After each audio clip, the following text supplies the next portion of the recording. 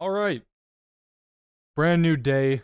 A lot of new news to talk about. I'm not going to waste any time. Just going to get right into it. As we currently speak, not going to waste any time. Canada, for the past, for essentially all of Trudeau's, hold on, I'm just trying to get things set up here.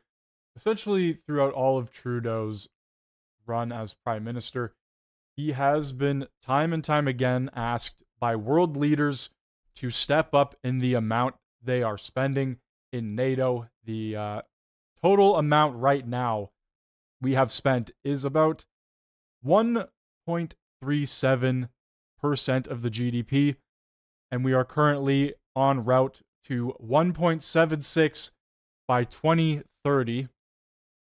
And Trudeau has vowed that we will hit the 2% by 2032. Look, I think it's absolutely hilarious that Trudeau thinks he is going to be in power to 2032. That would be quite the run as a prime minister if he is for some reason or somehow still in power by the time 2032 hits. But yes, as we are being told by Reich, a U.S. senator here, people in Canada certainly have to understand the threat that comes to us from the north. They come after us, they are going to come after you, aka Canada, from the north, and we're next after that. At the end of the day, Justin Trudeau is going to be gone by next year. This will fall into the hands of Pierre, and like I said, the fact that Trudeau, he says he vows at July's NATO summit that Canada's spending will hit the 2% by 2032. I think it's funny that he believes he'll still be in some sort of power by then, or that the Liberals will still be there. But getting further into this, Canada failing to meet their commitment to NATO by not hitting the spending target. Let's take a listen here, shall we? With me now for an exclusive Canadian broadcast interview is Chairman of the U.S. House Intelligence Committee, Ohio Republican Congressman Mike Turner. Congressman Turner, pleasure to meet you and welcome you to our program. Thanks for making the time. Vashi, thanks for having me. Last month, you wrote an op-ed in Newsweek, the headline of which certainly garnered a lot of reaction here in Canada. Trudeau, you wrote, not Trump, is the greatest threat to NATO. Why do you believe that? Well, I think, you really couched it in terms of, the issue here is that when NATO came together at the Wales summit and agreed that all countries would aspire and reach a 2% commitment of defense spending, it was an agreement. It wasn't a policy debate. It wasn't something for them to go back to and decide later whether or not they would do. It was an agreement. And the countries that have failed to do so have not reached really their obligation to the other countries in the alliance. Today, as we look to what the threats are to other countries, every country who's not reached that is really failing in their commitment to the others. Now, the United States and Canada have strong relations. I'm here very proud to be in Montreal as part of the NATO Parliamentary Assembly meeting here in Montreal. It's exciting that Canada is hosting this meeting. But at this meeting, one of the biggest discussions will be those countries who are failing to live up to that Wales commitment of 2%. And what, in your view, is the consequence for those allies who aren't in the structure, within the structure of the alliance? Like, will anything happen? For example, beyond, I know what you're going to talk about, the actual threats that exist, but like, is there any tangible consequence within NATO if you don't live up to that pledge? Well, currently there is not, and that's really the sad part is that those countries who see no consequences have just decided not to live up to it. Right now with Russia's aggression in Europe, Vladimir Putin has openly made statements threatening England. He has openly made statements threatening London. Tomorrow, if he decides to attack England or London, Canada is not able to rise to its obligations in NATO to help defend England. So this has been a significant issue in this country for a number of years. And over the nearly decade-long lifespan of the government, I've asked a variety of defense ministers, why we haven't, until this July at least, laid out a plan to get there. And often their response has been to call the target arbitrary and to point to things that they feel are not taken into account. So, for example, the role that we play in leading the NATO mission in Latvia, the training and the resources that are involved in something like that. How would you respond to that? Well, every country has additional items that they do. Certainly the United States does, Germany does. But I think here for Canadians, they should look just to their own performance of their military. The Canadian military has in so many areas, not just in the 2%, in areas where it's just not performing. And the fact that, the Canadian military was going to be fielding F-35s and that mission continues to be put off means that there are careers of potential, Canadian pilots that will never have flown F-35s, where you have Norway, a country much smaller with much less resources, that will have had pilots that reach the capabilities of being F-35 pilots and that could go on in the future to contribute their expertise of having achieved that level of expertise. I think there's just greatness that Canada can achieve that is just being put off, that is not accomplished when you don't achieve what is that agreed upon level of 2% spending. We spoke a moment ago about the lack of consequence within sort of the structure of the alliance, but the incoming president has, at multiple different instances, talked about the consequences, in his view, of allies who do not meet that target. In fact, at one moment during the campaign, even said that, if allies don't, that Russia should do or could do whatever the hell, I think that was part of my language, the hell they want to those allies. Do you think that the incoming president is serious about that? And B, what would you expect the consequences vis-a-vis President Trump to be for an ally like Canada who is not meeting the target? I think his comments are clearly rhetorical, and what you're seeing him saying is this 2% is important. It really does have consequences, and it has consequences across the alliance. And what he's showing really is that it's not just theoretical. Every day that someone in the alliance does not reach that 2%, it has direct consequences to our ability as an alliance to defend ourselves against authoritarianism, to the threats that we have to democracies, and so there is a risk, and that risk is borne across the entire alliance by everyone when someone fails to reach that 2%, as you recognized, which was agreed upon. Do you think there will be, I guess, more specific consequences for Canada? You'll know, as a congressman representing Ohio, how important the trading relationship between our two countries is to both of us, but in particular because of the relative size of our economies to Canada. The prospect of tariffs, the prospect of renegotiating NAFTA in 2026 all lay on the table before us. Do you think there is a world in which the incoming president ties our level of defense spending directly to the prospects of free trade with your country? I do believe that as NATO takes up this issue of countries that are not meeting their agreed upon 2%, there will be some difficulty in the future, in part because I do think that 2% number is going to be increased. I think that as you look to Russia, as you look to the threat of China, as you look to what authoritarian countries are doing, the fact that North Korea, Iran, China, and Russia are coordinating, collaborating, that number is likely going to go up. So as part of it, the number increasing and the gap being wider, there's probably going to be a greater discussion as to what is that going to mean for those countries that are not meeting the requirements, and in that it's probably going to be a very difficult discussion for those countries who are failing. So look, Canada really desperately needs to hit the 2%, and this was 7 years ago, back when Trump was in office. He had gone to, obviously, the NATO summit, wherever this was taking place, and he was saying the same thing. Donald Trump tells NATO allies to pay up. I have been very, very direct with Secretary Stoltenberg and members of the alliance. And you'll see Trudeau in the crowd. NATO members must finally contribute their fair share and meet their financial obligations. But 23 of the 28 member nations are still not paying what they should be paying and what they are supposed to be paying for their defense. This is not fair to the people and taxpayers of the United States. And many of these nations owe massive amounts of money from past years and not paying in those past years. Over the last 8 years, the United States...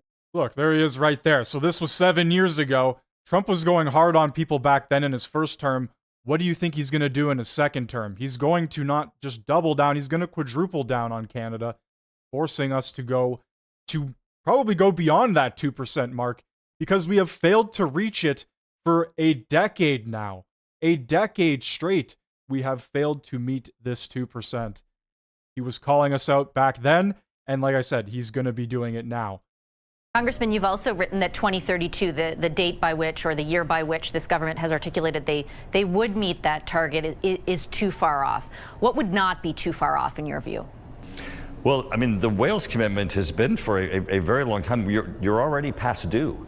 So I think that the problem is that it's not just really this 2% number that was agreed to in Wales. It really is just the functioning capabilities of the overall military. I think even if you look at other metrics, the Canadian military needs desperate investment right now to be able to have both its military equipment, its personnel, its training. There are so many different areas of immediate investment that need to occur that the 2% really will be easy to accomplish if you just begin to address the areas in which there's immediate needs for investment. And just one final question on the nature of that threat, as you have referenced.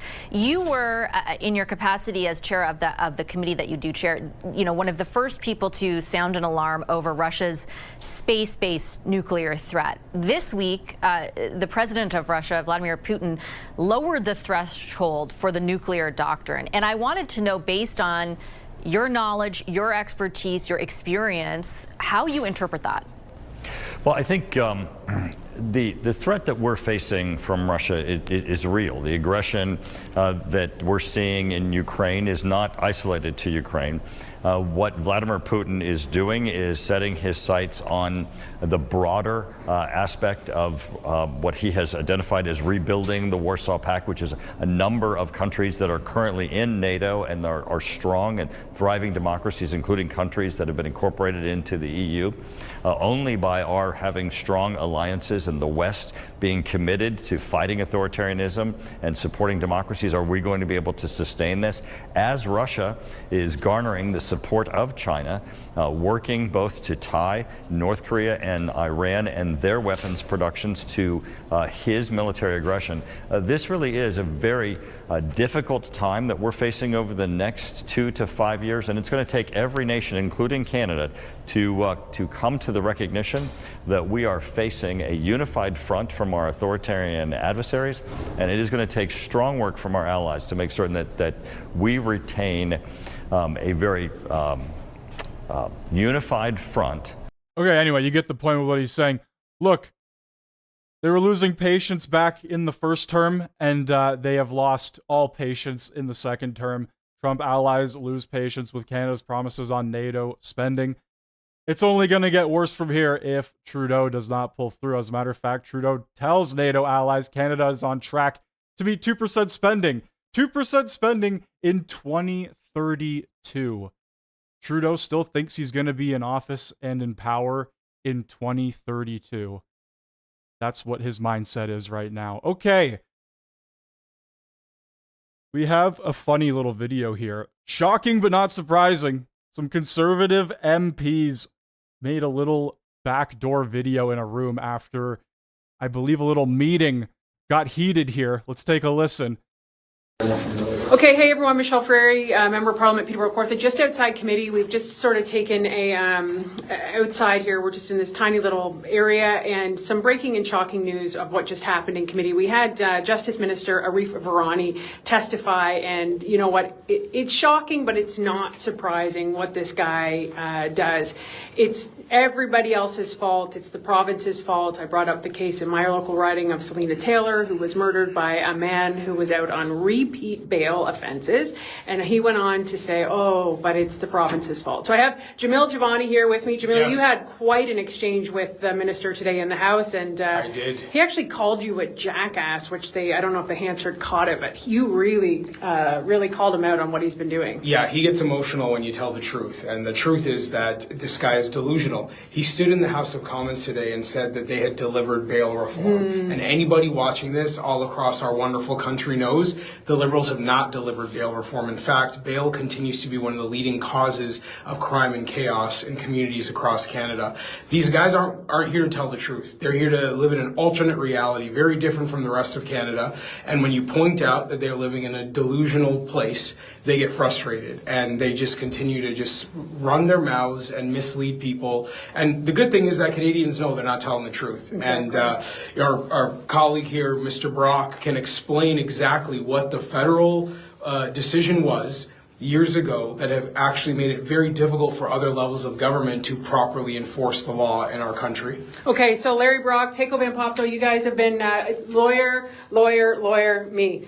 This is Justice Committee, welcome. But Larry, what is he leaving out? Because this is what drives me crazy, and Teiko, you must see this all the time. It's everybody else's fault. Oh, I didn't get the email. Oh, I didn't get the phone call. Oh. Yeah. So what do you have here, Larry? Well, I agree with you. He's taking a victory lap in the House and in this committee as well, claiming that the only bill that he's introduced as minister, Bill C-48, was somehow a success. Bill C-48 simply introduced reverse onus provisions. Still, people are getting released on bail. People who have numerous charges are still being released. Why are they being released?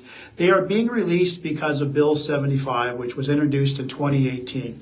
Now, I want to read out various sections of this because I'm sick and tired of our chief legal officer casting no aspersion against his department and himself, blaming provinces, blaming provincial court judges and justices of the peace for not keeping communities safe. He is not keeping communities safe because he's done nothing with respect to 493.1 of the criminal code.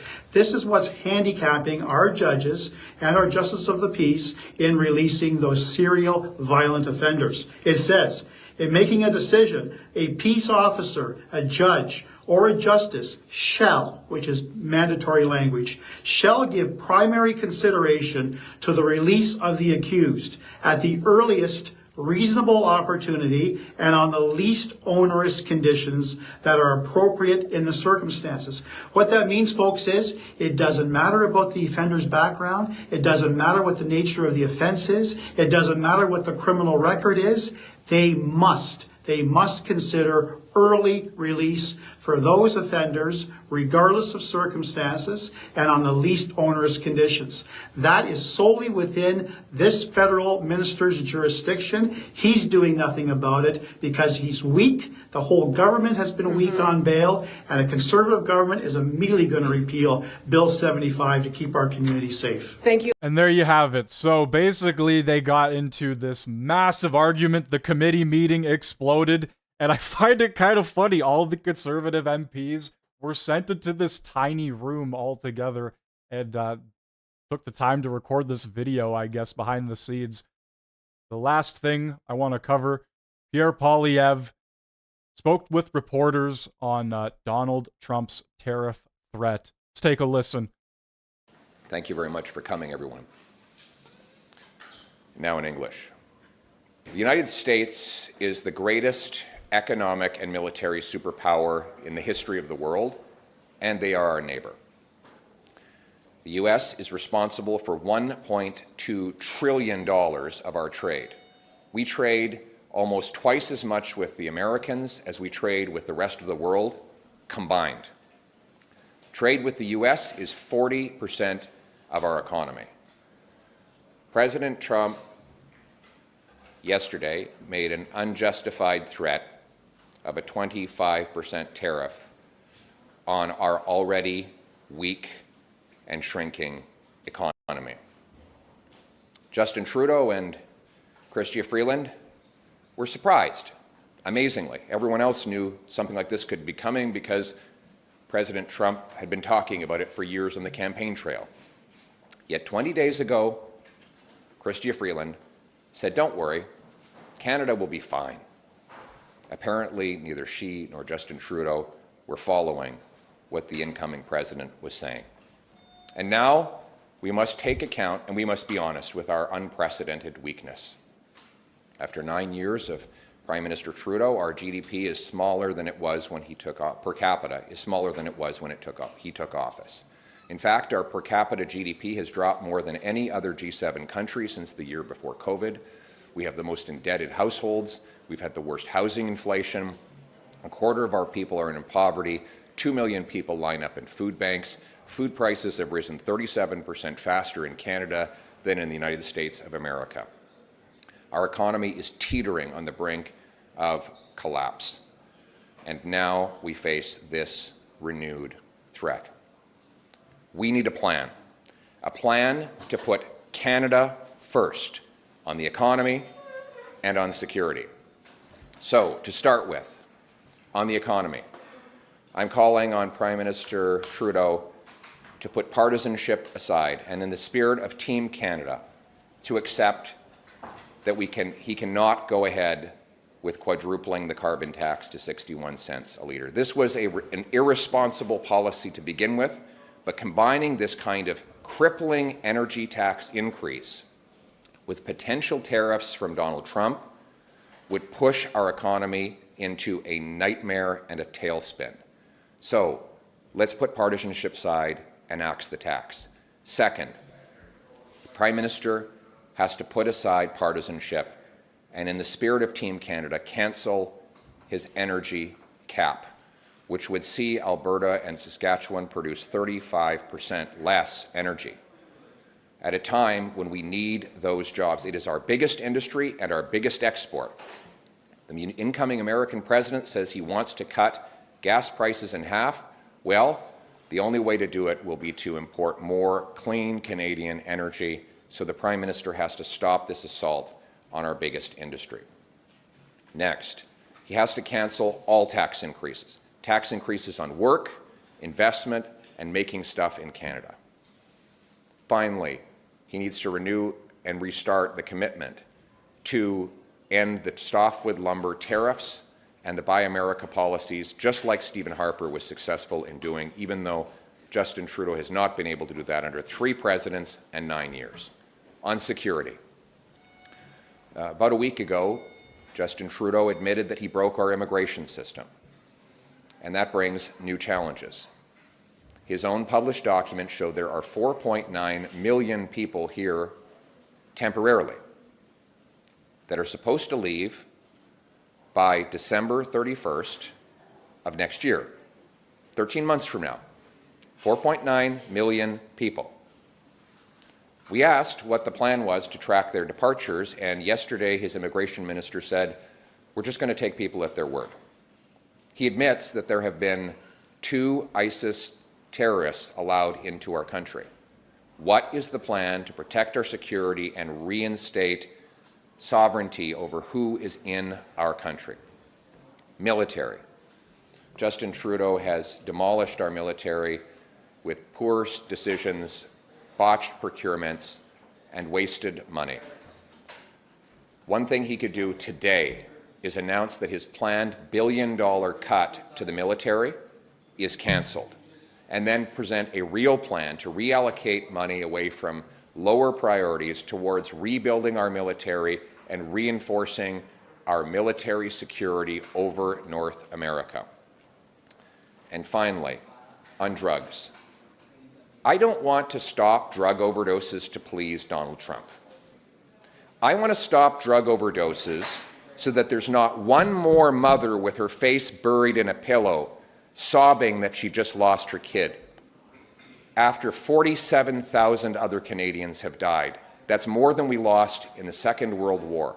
A 200% annual increase in drug overdose deaths have resulted from Justin Trudeau's radical liberalization of drugs. Justin Trudeau must put partisanship aside, not just for the sake of Team Canada, but for the sake of our people, and fully reverse his liberalization of drugs. Ban them, prosecute those who traffic in them, secure our borders against the illegal importation of fentanyl ingredients, put people in treatment and recovery to bring our loved ones home drug-free.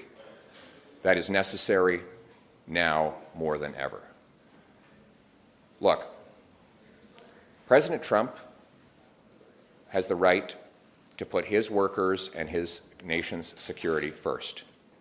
I will put Canada's workers and Canada's security first.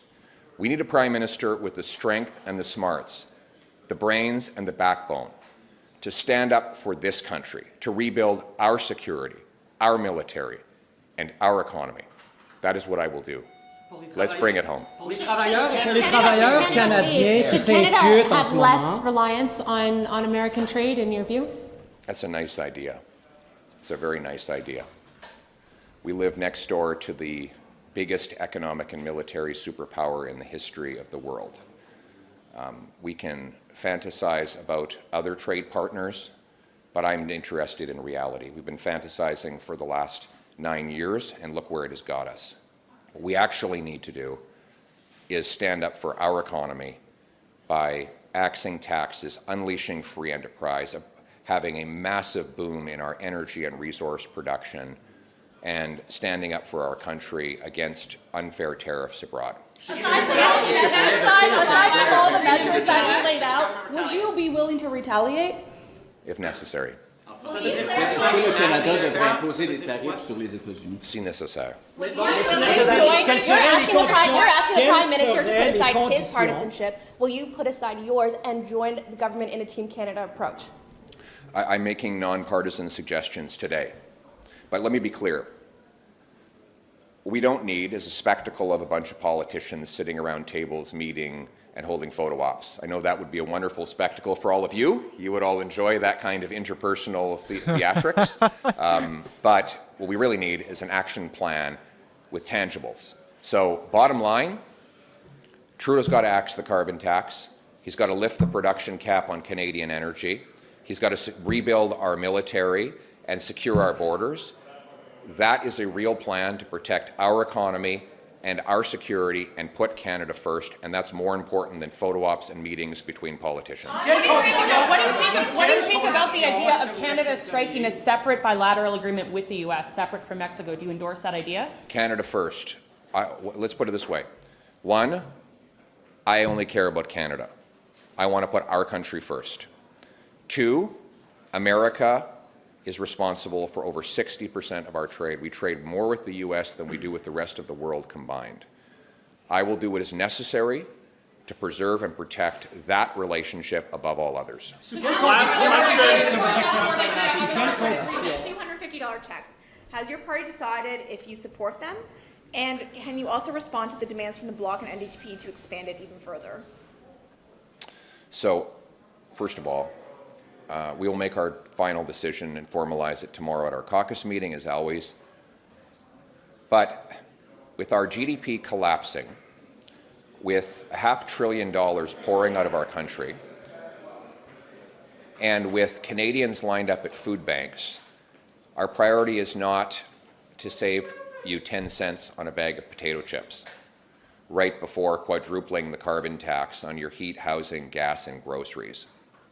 What we need is a real common sense plan to slash bureaucracy and waste in order to bring down taxes, inflation, and interest rates. And we will answer. We also know that on the checks, Justin Trudeau has said, when he was asked about checks not long ago, he said, if you give out checks, you drive up inflation by exactly the same amount. If you have an economy with 10 apples and $10, it's $1 an apple. If you double the number of dollars in the economy to 20 and you still only have 10 apples, well, now it's $2 an apple. You're not actually increasing purchasing power by printing money, borrowing cash, and sending out checks. What that has done after 9 years of Trudeau has given us the worst inflation in 40 years, the worst housing price inflation in the G7.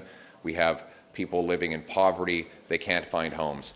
We need a real common sense plan to permanently axe the carbon tax, axe the sales tax on new homes, so that Canadians can earn a powerful paycheck that buys affordable food, gas, and homes in safe neighborhoods. Nous avons besoin d'un vrai plan pour couper les taxes et impôts, et permettre les gens de gagner des plus grands chèques de paie et pensions qui achètent de nourriture et de logements dans les communautés sécuritaires. And there you have it from Pierre Poilievre. And Doug Ford has also come out saying that Canada would have no choice but to retaliate against Donald Trump's 25% tariff. Just a reminder to the American people, yes, it will hurt Canada. Yes, it will hurt Ontario, but it will hurt Americans. It will hurt their economy, Ford told reporters at Queen's Park on Tuesday. Alrighty, if you are joining us right now, thank you very much. Make sure you hit that like button, hit that sub button if you are new. We are going to get into House of Commons proceedings. Some of these projects were both ineligible and conflicted, so they had the double whammy, Mr. Speaker. And the Auditor General made it clear that the blame for this scandal falls very clearly on this Prime Minister and his Minister of Industry, who did not sufficiently monitor the contracts that were given to Liberal insiders.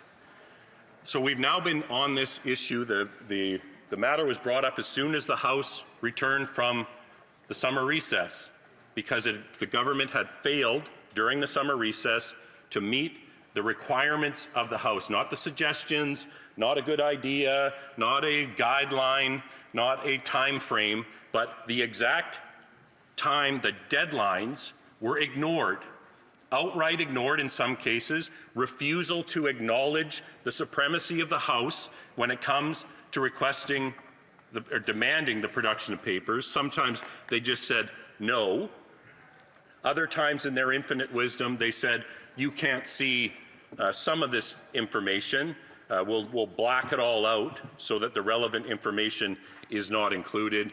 And other times they ignored the deadlines or were late and those sorts of things. In other words, they showed contempt for this House of Commons, and they continue to show contempt for the House, because we could go on to other matters today. If the government released the documents, as has been ordered by the House, this is not a suggestion, again, Mr. Speaker, this isn't something that is just the official opposition. 174 members of Parliament, the majority of the members of the House of Commons, have demanded this, as is our right as members of Parliament. It is very clearly laid out. We have individual privileges or rights as members of Parliament, but the House has collective rights as well. And one of the key ones is to demand the production of papers. Now, the government might not like it. They might like to retroactively say that the motion was not in order, but they don't get to make that decision. The House alone decides, and the House has decided, and the government continues to ignore the House. So we are now approaching December. We have the threat of a 25% tariff on our doorstep. We have plummeting standards of living for Canadians vis-a-vis our American neighbours. Food prices are up 35%, gas prices up 50%, rent up 33%, mortgage payments up 73% after 9 years of this NDP Liberal government.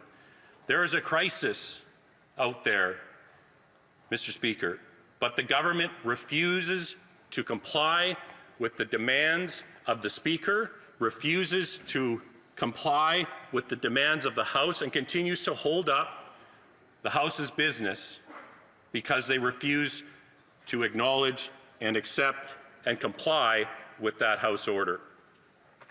So until they do that, Mr. Speaker, we will continue to debate this motion. We will continue to discuss and demand that the rights and privileges of this House are respected, and that the Prime Minister does not get to simply overrule the rights and privileges and the will of the elected House of Commons. And I think it comes right back to that, Mr. Speaker. Who do we serve? Who do we serve? We serve the people who sent us here. I serve the people of Chilliwack Hope. I don't serve the member for Carleton, and these members of Parliament shouldn't serve the Prime Minister of Canada. They should serve their constituents. And they should remember that unless they sit in these first two rows, their job is to hold the government accountable, just like it's our job. They are not, many of the members who get up every day to defend this nonsense aren't even members of the government. They're members of the caucus that holds the government, but they are members of Parliament who have a duty to hold this government to account, and they fail in that duty every day. They defend a Prime Minister overruling the rights and privileges and lawful motions of the House of Commons. But this isn't the first time they've done it. When the Winnipeg lab scandal came to the fore just before the last election, this government took the House of Commons and the Speaker, the predecessor to this Speaker, to court. They refused to accept a motion, they refused to accept a Speaker's ruling, and they basically told the Speaker, we will see you in court. We will not obey the House order, we will not obey the vote, or we will not accept the vote of the members of Parliament who are sent here to represent their constituents. That's how this is supposed to work. We represent our constituencies. We represent our constituents. And there is no higher power than this in the land than this House of Commons. Not the Prime Minister, not the PCO, not the bureaucracy. They don't get to decide when the House has already made a decision. And for months, this government has refused to accept a lawful motion of this House. And that should be concerning to all members and all Canadians. Because while on this case they might not like what the motion says, they might quibble with what will happen with the documents, they might try to hide behind the fig leaf of technicality. But what they do when they undermine the supremacy of the House, when they undermine the rights and privileges of the House, is they give license to a future Prime Minister to do it again. To say that they will not accept the rights and privileges and motions that are passed by the House of Commons. That a future Prime Minister can simply give the back of his hand to this House and decide that he or she alone, knows better. We don't have that kind of a system, Mr. Speaker. The Prime Minister is supposed to be the servant of the House, not its master. And for too long, this Prime Minister believes that he is above the members of Parliament in this House, both on his side and on this side. We've seen the evidence of that, with dozens of his own members wishing he would take a walk in the snow. It snowed a little bit today, Mr. Speaker, so hope springs eternal. But we know what he thinks of his own caucus. Certainly, we know what he thinks of this motion that has been passed. So what are they protecting?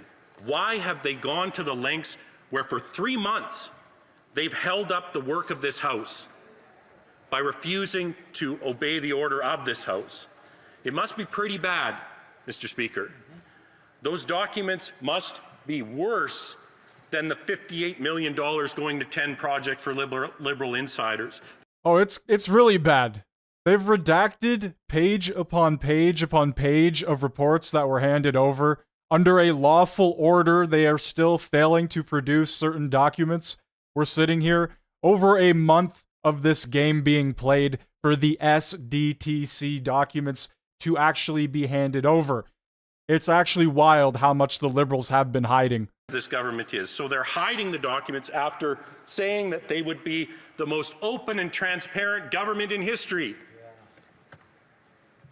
The only thing that's open is the checkbooks for Liberal insiders. It's like an open bar, Mr. Speaker, if you're a Liberal insider. You get access to government contracts. We saw the member from the I could say one of his names because it's an other name, but who's resigned from cabinet finally after fighting it. The member from Edmonton Centre. One of the Randys. We saw what he was willing to do to get his hands on some government money from his Liberal friends. So we're calling once again on this government to respect Parliament, to respect the vote that was held in Parliament in June, to respect the ruling of the Speaker that was issued in September to respect the months of debate that has been happening in this House, where it's been clear that we will not go quietly into the night. We will not let this be shuffled off to some committee where the government can get their allies in the other parties to quietly bury it, as happens every day in this House, where Conservatives bring forward motions and behind closed doors in the committee, they're quietly shuffled off and voted down or watered down. This has to be decided here, because the vote happened here, the Speaker's ruling happened here, and this can all go away if the government simply listens to the will of Parliament and respects its rights and privileges. Because, Mr. Speaker, we need to get back to the work that we have been called here to do. We believe that this government is imperiling our economy.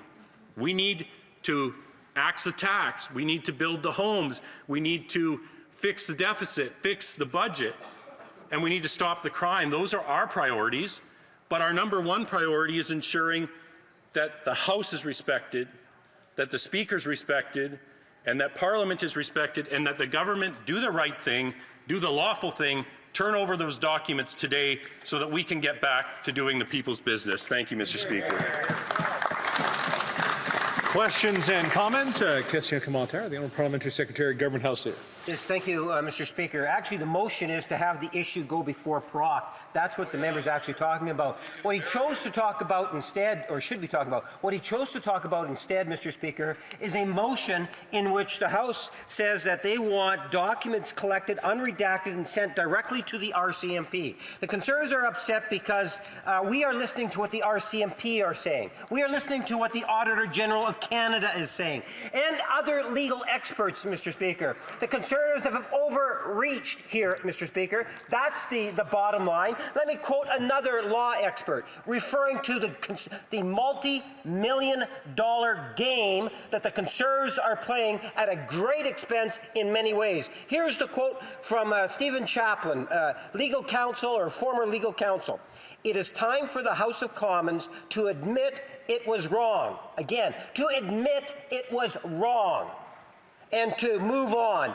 There has now been 3 weeks of debate on a questionable matter of privilege based on a misuse of the House power to order to producing documents. Why should we listen to the self-serving leader of the Conservative Party over the RCMP, the Auditor General, and other legal... I just need to remind folks to keep questions and comments as succinct as possible. The Honourable Member for Chilliwack. I'll tell you who the Parliamentary Secretary to the Government House Leader should listen to, and that's Parliament. 174 members of Parliament voted yes to that motion. 148, all Liberals, voted against. Now, I know that that member might not like that. 174 to 148. That is all that matters here, Mr. Speaker. Parliament has decided that these documents have been requested, and that is our right. And as the Speaker said, and as Speaker Milliken said, that right is uncontested as far as the House is concerned. So if we want to put limitations on the type of documents that we hand over to the RCMP, we will decide as the House what those limitations will be. What he's talking about is undermining the sovereignty of the House of Commons, and Conservatives will not stand for it. Questions and comments? Question commentaire. The Honourable Member for Timmins James Bay. Thank you, Mr. Speaker. I remember when Stephen Harper was found in contempt of Parliament, the only Prime Minister ever found in contempt. And he was found in contempt over an issue very similar but much more serious, the Afghan detainee documents, because allegations had made that Canada was involved in turning over what often turned out to be low-value suspects to torture and intimidation in a violation of the Geneva Convention. And Stephen Harper ignored Parliament, refused to turn over the documents, and then he prorogued Parliament and shut down the democratic process. So in this case of turning over the documents, what the Speaker ruled was that this should go to the Proc Committee. I trust that the members in the Proc Committee are going to make a decision whether or not this Prime Minister is in contempt. But what's, to me, is the real contempt of this House is we have a ruling to send it to committee, but the member who lives in a 19-room mansion in Stornoway has shut down our work as parliamentarians, interfered with our rights and privileges. Meanwhile, the Trump agenda is rolling on, and we are sitting here as a broken democracy. The role of this government or the Parliament is to ship this to committee. They make the decision, return it to the House, and then we decide whether or not the Prime Minister is in contempt. What is in contempt is the refusal of them to let us get to our work. Member for Chilliwack Hope.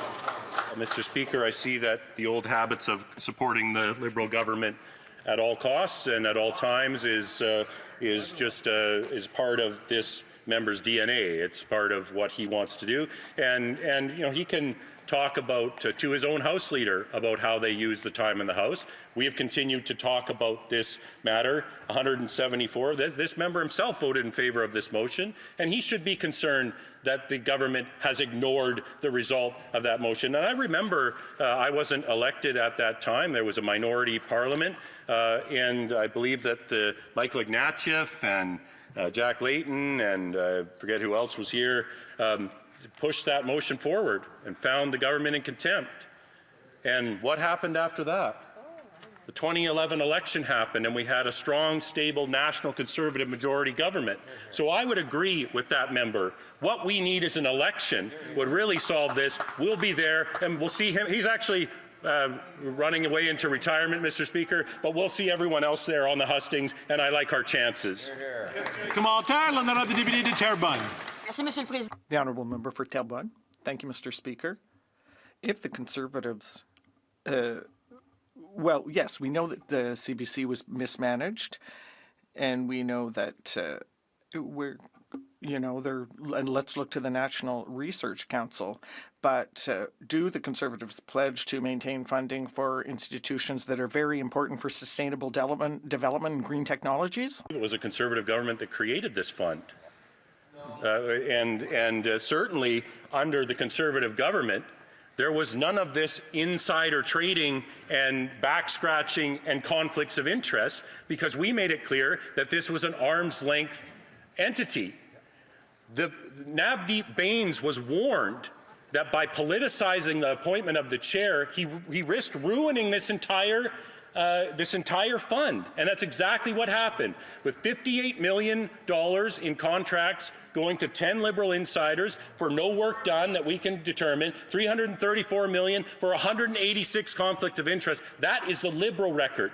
So we will continue to fund programs that deliver results for Canadians. We will not go down the road of the Liberal Party, which is to scratch their own backs, reward Liberal insiders, and then when they're caught, refuse to hand over the documents to the RCMP. Questions and comments? The honourable for Calgary Rocky Ridge. Thank you, Mr. Speaker. And during the Parliamentary Secretary to the House Leader's question to the member for Chilliwack Hope, while the member of Chilliwack Hope was giving an answer about the supremacy of Parliament in a democratic society where the sanctity of votes in this chamber have to count for something as an expression of the democratic will of people, the Parliamentary Secretary was heckling him and disagreeing that votes in Parliament were the final say in this matter, and that Parliament is the voice of the people. So I wanted to bring that to the member for Chilliwack Hope's attention, that he was being heckled by the member who was disagreeing with him that the votes in Parliament are actually the final say in who they should be listening to when the government has had an order to release documents. The honourable member for Chilliwack Hope. Well, thank you, Mr. Speaker, and I thank my colleague for his question. I'm not surprised that the Liberal member doesn't believe that Parliament is supreme, that Parliament doesn't have the authority to make its own decisions and to have those decisions respected by the government. And that is what he's saying. He's saying the government of Canada does not need to respect the votes and decisions that are made by the House of Commons, which means that the people that we elect here don't have power in this place. And that's a very significant problem for the Liberal Party to wrestle with. When they believe that they have one master, and it's the Prime Minister of Canada, that means that they have disenfranchised all of the voters in their ridings, Mr. Speaker. They've disenfranchised all of the voters in all of our ridings if they simply take orders from the Prime Minister and his department and are willing to do their bidding in contravention of a House order, of a Speaker's ruling, Mr. Speaker. That is truly contemptible, Mr. Speaker.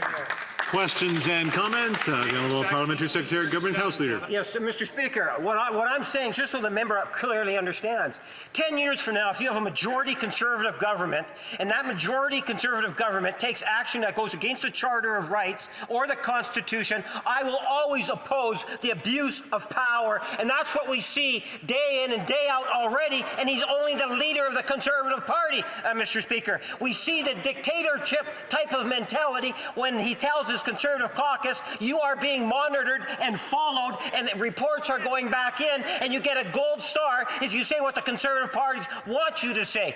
Yes, I'll call the Conservative Party out anytime they abuse power. With under a minute, the Honourable Member for Chilliwack Hope. Mr. Speaker, the member is currently abusing the power of the government.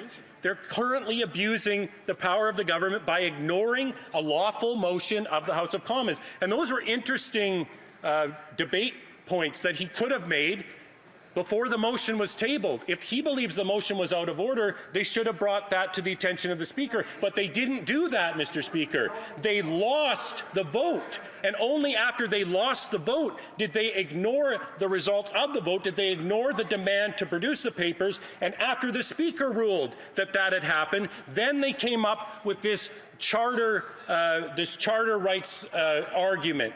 Mr. Speaker, the House alone determines which documents it requests. The House alone determines what limits are on those. We have made our voices heard. We have held a vote. We have seen this government treat that vote with contempt, treat the Speaker's ruling with contempt, and we won't stand for it, Mr. Speaker.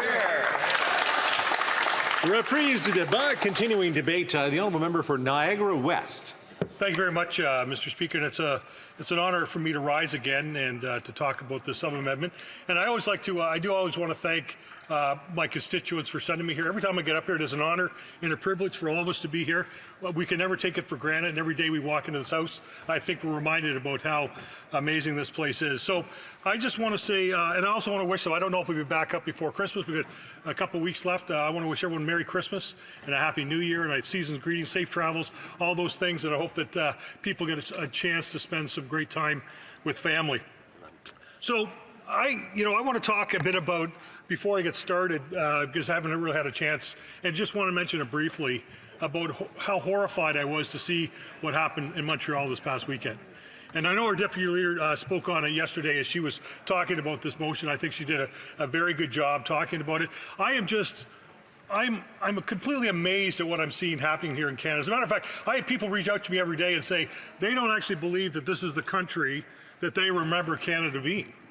You know, and I look at what's happened over the last 9 years of this Liberal NDP government, we kind of see the reasons. We see the reason. And this what we're talking about today, this question of privilege, is indicative of the things that they have done, and the fact that they are not overly concerned about the rule of law. They're not concerned about dividing people. They've divided people in a number of different areas.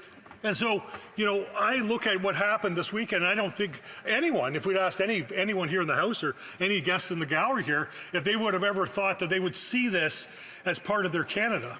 I don't think one person would have said, yeah, I saw that coming. That wasn't quite on the bingo card for, 2024.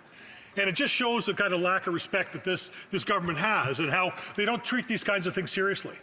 And when you have a Prime Minister who is the great divider, divides us on race, divides us on a whole bunch of issues. Vaccine status was one of these things. It calls everyone a racist so they don't agree with the policies or what people have raised concerns with. That should be troubling. That should be troubling for Canadians when we see such a lack of leadership. And that is sort of indicative of what's actually happening and what we're talking about today. In terms of these documents, I know the last time I talked about these documents, I mentioned and talked about Winnipeg. I'm going to do that a little bit later. As a matter of fact, I may have to do that when we come back after question period. But I think the colleague from Chilliwack said it best. Here, we had an order in the House where we requested something, and we were asked these documents to be produced, and the government said, no, don't worry about it. As a matter of fact, we'll give you some redacted documents. We'll just give you what you think you need to say. And I'm reminded of what happened with Winnipeg in 2021. Nothing to see here, folks. Everyone just go. Don't worry about it at all. We got this handled. And what do we see happen in Winnipeg? We saw them actually shipping dangerous vials, FedExing them back to China. I mean, you want to talk about a government out of control, a government that has something to hide.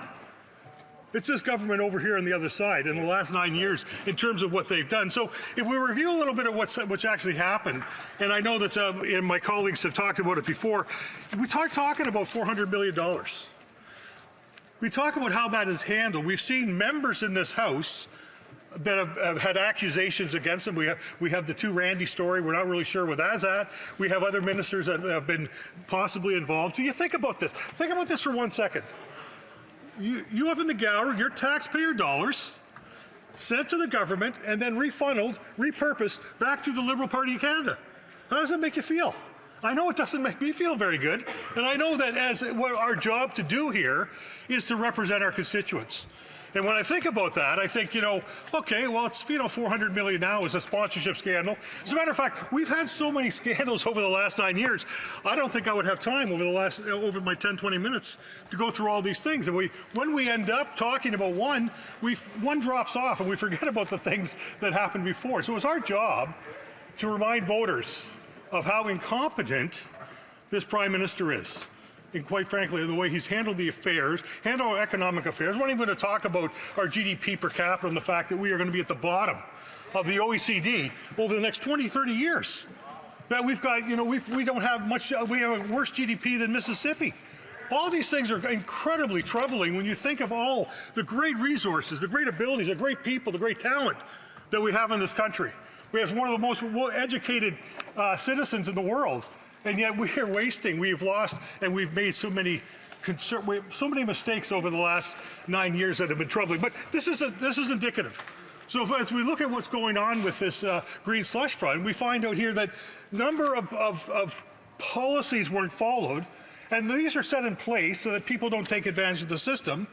And we look at what one audit found out. And I know some of these numbers have been mentioned before. I think we need to continue to talk about these numbers.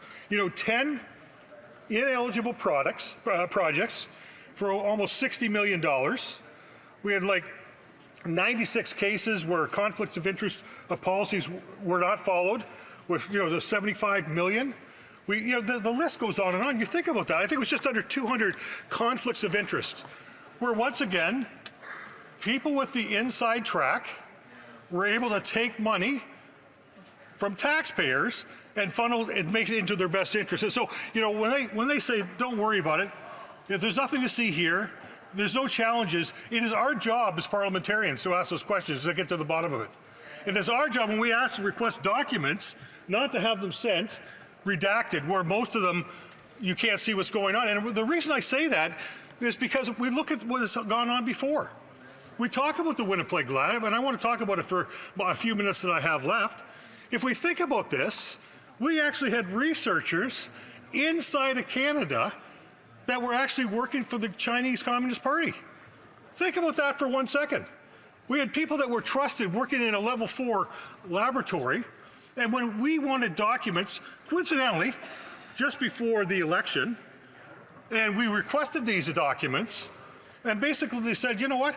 You don't need those documents. That's not your concern. Don't worry about it. We got this. No need to be concerned at all. That, to me, is very troubling. So as we look at what's happened with the Winnipeg, we look at what's happened with what's gone on with the SDTC, it begs the challenge that we're having in the economy. I talked about where we're at right now when it comes to GDP per capita. But the other challenge we have right now is small businesses are hurting as well. Small businesses are the ones that actually help create jobs in this country. And if we look at just a number of articles I have right here, right in front of me, we see that Canadian businesses are struggling big time. We see that businesses closures are up almost 5% over historical averages. Business openings are down 4.5% and below historic averages. The number of active businesses that are down, are actually over 2,000. We look at business failures, and up in 2023. So one of the highest numbers for insolvency in the last 36 years. Think about that for 1 second. We've got small businesses that have never recovered from the pandemic. They took on additional debt. 2 and 3 small businesses took additional pandemic debt, and they were promised a rebate that we've just learned this week will possibly go out 2 or 3 years late. As a matter of fact, there'll be a number of businesses that won't probably get that because they've already closed already. And this just goes to show you how to touch this government is when it comes to the economy, when it comes to how do we create jobs, when it comes to what do we do to help grow our economy and make sure that people have food on their table. And I haven't even started to talk about what's going on with food bank usage. I haven't even talked about the fact that people are skipping meals. And so there is not one part of the economy that this government is actually passing on. They're failing on almost every accord. And so when I come back after question period, I want to talk a bit more about some of the challenges that we are facing in this country. Here. When we return, the honourable member will have 11 minutes left.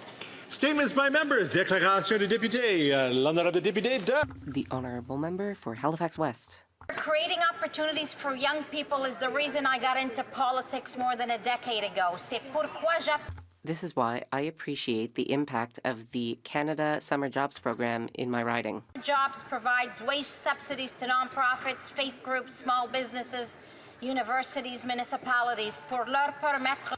This lets them do more good and contribute to the economy. The return we get from the program is enormous. Providing and creating work experiences for our youth, helping young Canadians enter the job market and succeed, and ensuring we support our businesses and community organizations. Since 2021, I've been proud to secure over $2.8 million in CSJ funding for youth and employers in Halifax West, creating well over 800 jobs, from Masqua and the Mount to our soccer clubs, day camps, and no établissements francophones. That support is making a huge difference. That's the value of a government and a member of parliament that believes in investing in people and communities. Merci beaucoup. The honourable member for Medicine Hat, Carson Warner. Thank you, Mr. Speaker. Sadly, our Canadian society is divided. If you watch political discourse, turn on the news, or follow social media, it appears that hatred, conflict, and disagreement are the norm in this country. That is not how things should be. But how do we change it? May I suggest kindness? With growing fears, anxieties, unrest, kindness is something our country is desperate for. Kindness is a language we can all speak, as it is not restricted by cultures, ideologies, or borders. The Bible says in Ephesians 4:32 that we ought to be kind and compassionate to one another.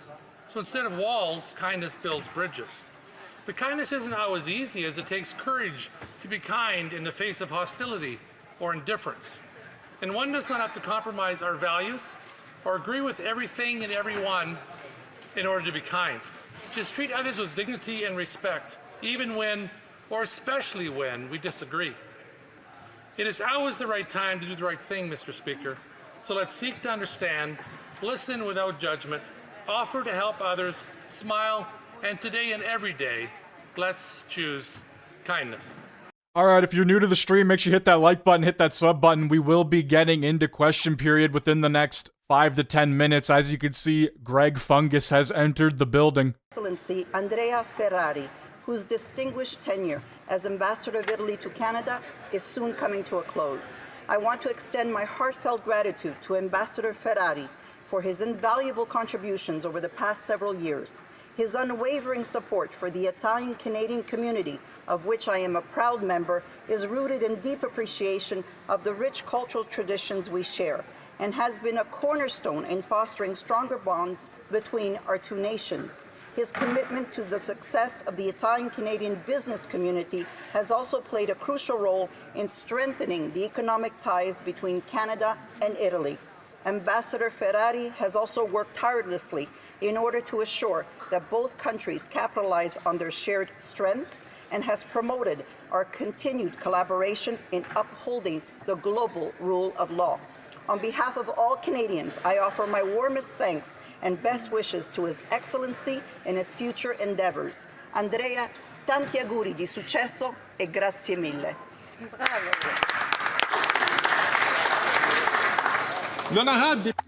The Honourable Member for Beauport, Côte de Beaupré, Île d'Orléans. Côte de Beaupré, Île d'Orléans, Charlevoix. On November 14th and 15th, the Bloc Québécois held its fourth Fisheries Conference in, surprise, surprise, Caraquet, New Brunswick. Because Quebec and the Maritimes are not just linked by language, culture, and a large part of our history. We are linked by the St. Lawrence River, Gulf, and estuary. This process let us hear from a number of experts on fisheries and develop solutions for fishers, processors, and all organizations who rely on marine ecosystems. Our goal was to protect the resources and biodiversity, but also one very vital endangered species, fishers themselves. I'd like to commend the important contributions of scientist Lynn Morissette, CL expert Gilles Thériault, our host in Caraquet, Jean Lantaigne, MC Gastien Gaudin, and all of the shrimp fishers, crab fishers, pelagic fishers, lobster fishers, and everyone else for your impeccable science. And thank you, and here's to the survival of Atlantic fisheries.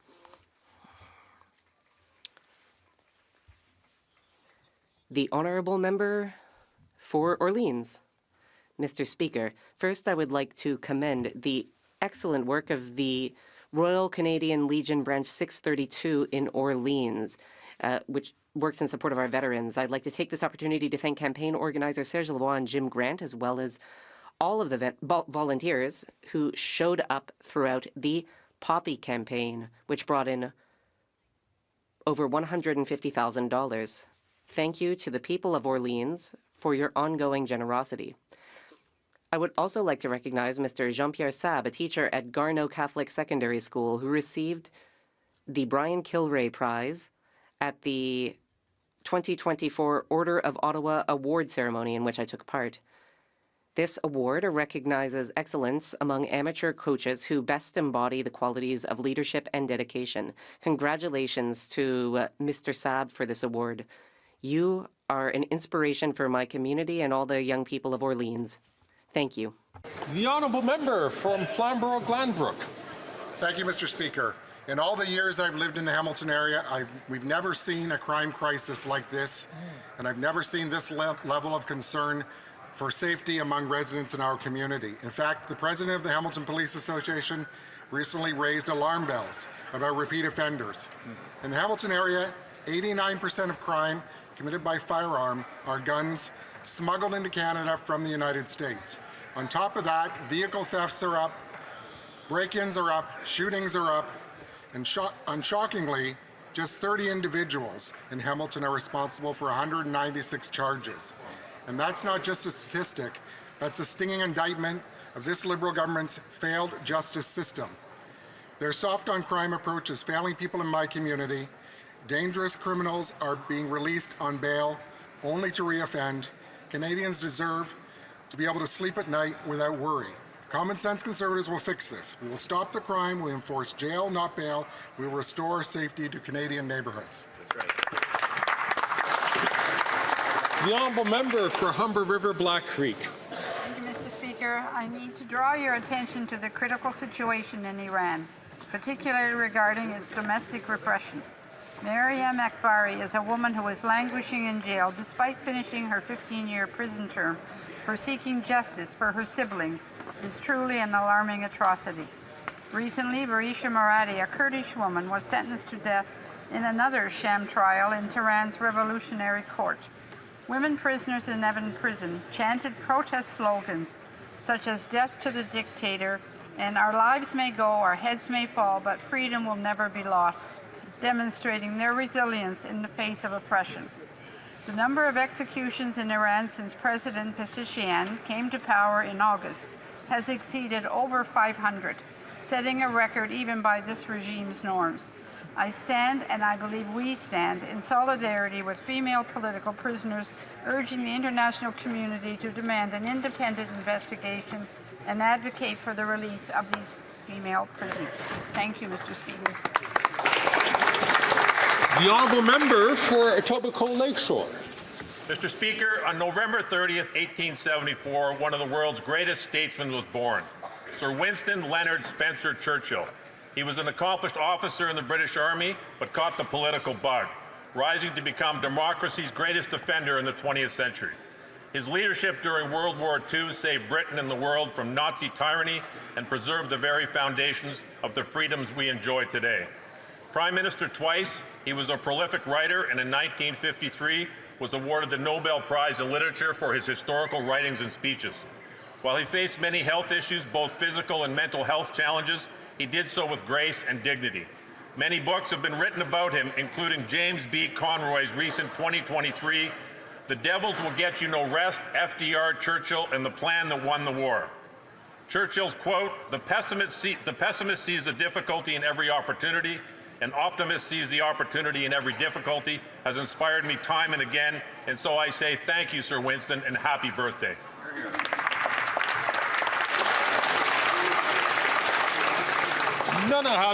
The honourable member for Montmagny-Lille-Kamouraska Rivière-du-Loup. Mr. Speaker, after 9 years of this Liberal Prime Minister, life has become unaffordable for Canadians. Rent has doubled. Mortgage payments and down payments are out of reach, and food banks are seeing a record number of monthly visits. Who is egging on this catastrophic economic mismanagement? The Bloc Québécois, which has stopped defending Quebec interests and now only defends the Prime Minister's interests. The Bloc supported 100% of Liberal spending, including $500 billion in budgetary deficits to expand the federal bureaucracy. Instead of voting to bring down debt and taxes, the Bloc has supported of this Liberal government. This government spends more than ever, and Canadians have been left holding the bag. Conservatives have a plan to fix the budget. We will cut bureaucracy and reinvest in families. Why? Because Canadians and Quebecers deserve better than this Bloc Liberal coalition, which costs too much and gives too little. Thank you, Mr. Speaker. The honourable member for Brampton South. Mr. Speaker, as we approach the holiday season, our government is making it easier for Canadians to celebrate by removing the GST, HST on a wide range of essential goods. Mr. Speaker, starting December 14th, Canadians can enjoy prepared food like vegetable trays, pre-made meals, sandwiches, without worrying about added tax. Whether it is dining in or ordering takeout restaurant meals are also exempt. Snacks from granola bars are also included because we know how important it is to have those treats during the holidays. And for those raising young families, children's clothing, car seats, diapers, and even toys like board games, books, print newspapers, as well as puzzles are also tax-free. Mr. Speaker, these are just a few of the many items that will make the holidays a little more affordable for Canadians. This is our government's way to ensuring that the holidays are a time to joy and celebration for all.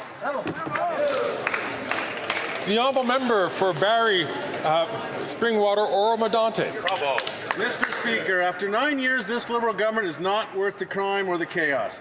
Just this week, a Winnipeg police officer was stabbed in the neck during an arrest at a shopping mall. While I am relieved to hear that this officer is recovering, incidents like these are happening far too often under this Liberal government. The 50% increase in violent crime since this Liberal government came to power is a direct result of this Prime Minister's soft-on-crime, catch-and-release policies. The Liberals made life easier for violent criminals by repealing mandatory minimum sentences for gun crimes with Bill C-5, made it easier to get bail with Bill C-75, and failed to stop the flow of illegal guns across the U.S. border. Canadians deserve a common-sense Conservative government that will ensure that repeat violent offenders remain behind bars while awaiting trial and will bring back mandatory jail time for serious violent crimes. A Conservative government will bring home safe streets.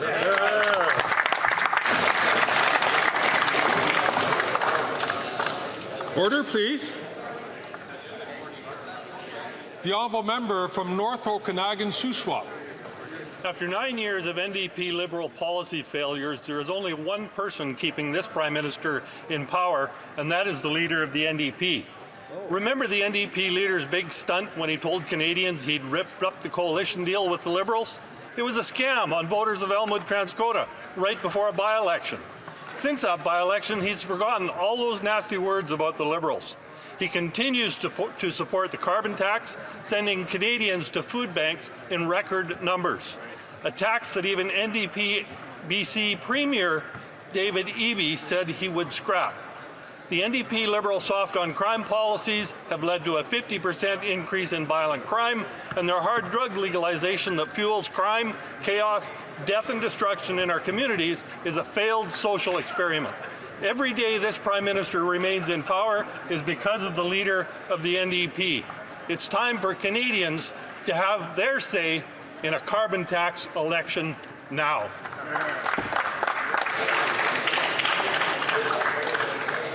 Order, please. The honourable member for Richmond Hill. Mr. Speaker, the holidays are a time for joy, for family and friends, and for giving back. For far too many Canadians, the rising cost of living adds a stress to this special season.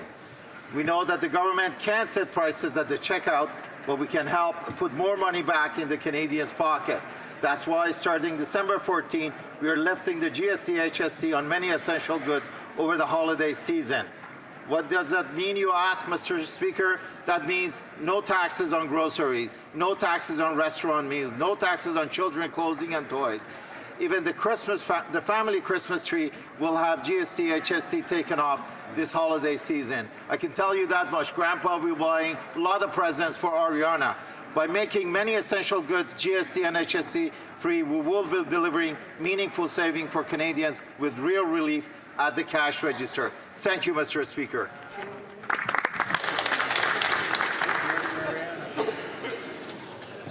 The honourable member from Nunavut.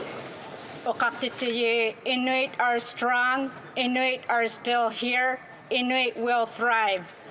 James Partridge, Felix Shapa Takaugak, Trey Angusadluk, Solomon Uyagasuk are a few Nunavummiut who have been either hospitalized or died while at the hands of the law enforcement.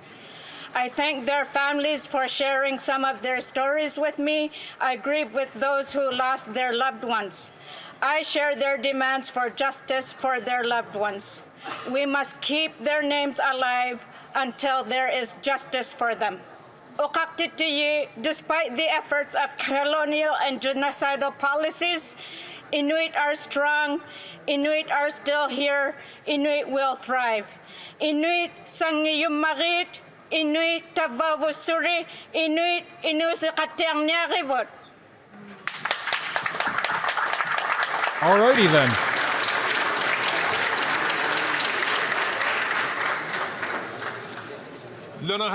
The honourable member for Repentigny.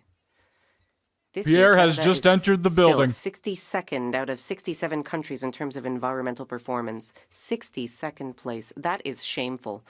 While Canada fails time and time again on the world stage, we hear nothing but silence from the Conservatives. Is the failure of COP29 symptomatic of Canada's failure to fight climate change? I think the answer is yes. Here and in Baku, discussions lead only to subpar compromises and vague promises. No bold action is being taken to limit warming to 1.5 degrees Celsius. Why not? Having taken part in a number of COP summits since the Paris Agreement, I have witnessed an increased presence from oil producers who seem to think their interests are more important than those of the planet. Their involvement casts doubt on the integrity and effectiveness of these worldwide summits. Having said that, I remain optimistic because not everyone lets themselves be silently swindled by oil producers.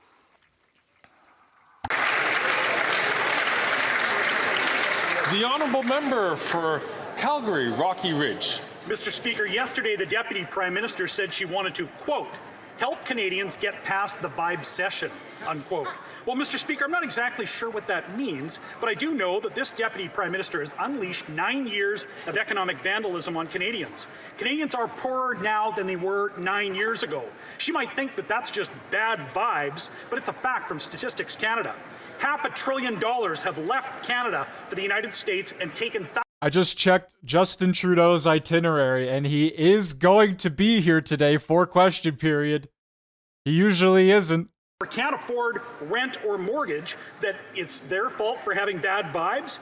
Taxes are up, costs are up, the debt. Let's see what lies Trudeau produces based on him going to the Taylor Swift concert while all of Montreal burned. Budget and stop the crime. And I'll leave the Deputy Prime Minister alone if she wants to talk about vibe sessions.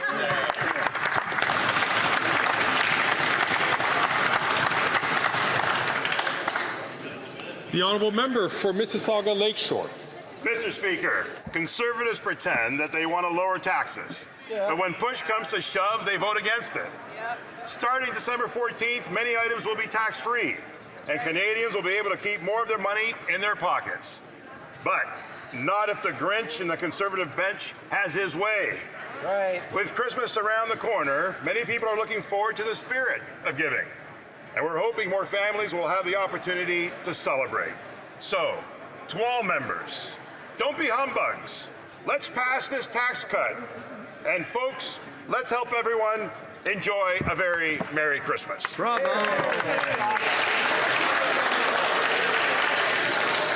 Oral questions. Questions are hard. Hey, question period, here we Leader of the go. Opposition. We need a plan for our security, safety, and our economy. A Canada First plan. But for months now, Mr. Trump has been threatening tariffs. Here we are today without a plan. The big plan is a Zoom call, Mr. Speaker. There's no plan to reverse the liberalization of drugs that has gotten Americans so worried. There's a lot of chaos that our Prime Minister has caused at the borders. There's no plan to cut the taxes that are harming our economy during these uncertain times. Where is the Canada First plan? The Right Honourable Prime Minister. Mr. Speaker, I had a good call with Donald Trump last night. I underscored that we've been working together for decades to create prosperity on both sides of the border. We must work together. That is how we can meet challenges together and create prosperity for all. We will always defend Canadian jobs, Canadian workers, and Americans too. We will do this in a nonpartisan way. We will work as a team. That's what works in teamwork, nonpartisanship. I've spoken with the Premiers Ford and Legault. We will all continue to work together to defend Canada. The Right Honourable Leader of the Opposition. Right, but apparently the call didn't work because just a few minutes later, President Trump threatened Canada with tariffs. The same goes for softwood lumber and Buy America. For 9 years now, our Prime Minister has not gotten any gains for Canada. And now he's admitted that he broke our immigration system. There are 700 foreign students who need to leave Canada within a year. They can illegally cross south into the United States, which would be a huge issue. What is the Prime Minister's plan to fix the immigration system that he broke? The Right Honourable Prime Minister. Mr. Speaker, there are international students who come from everywhere in the world to study in Canada. They're in Canada during their studies. At the end of their studies, they return to their countries of origin. That is what happens in the majority of cases, an overwhelming majority of cases.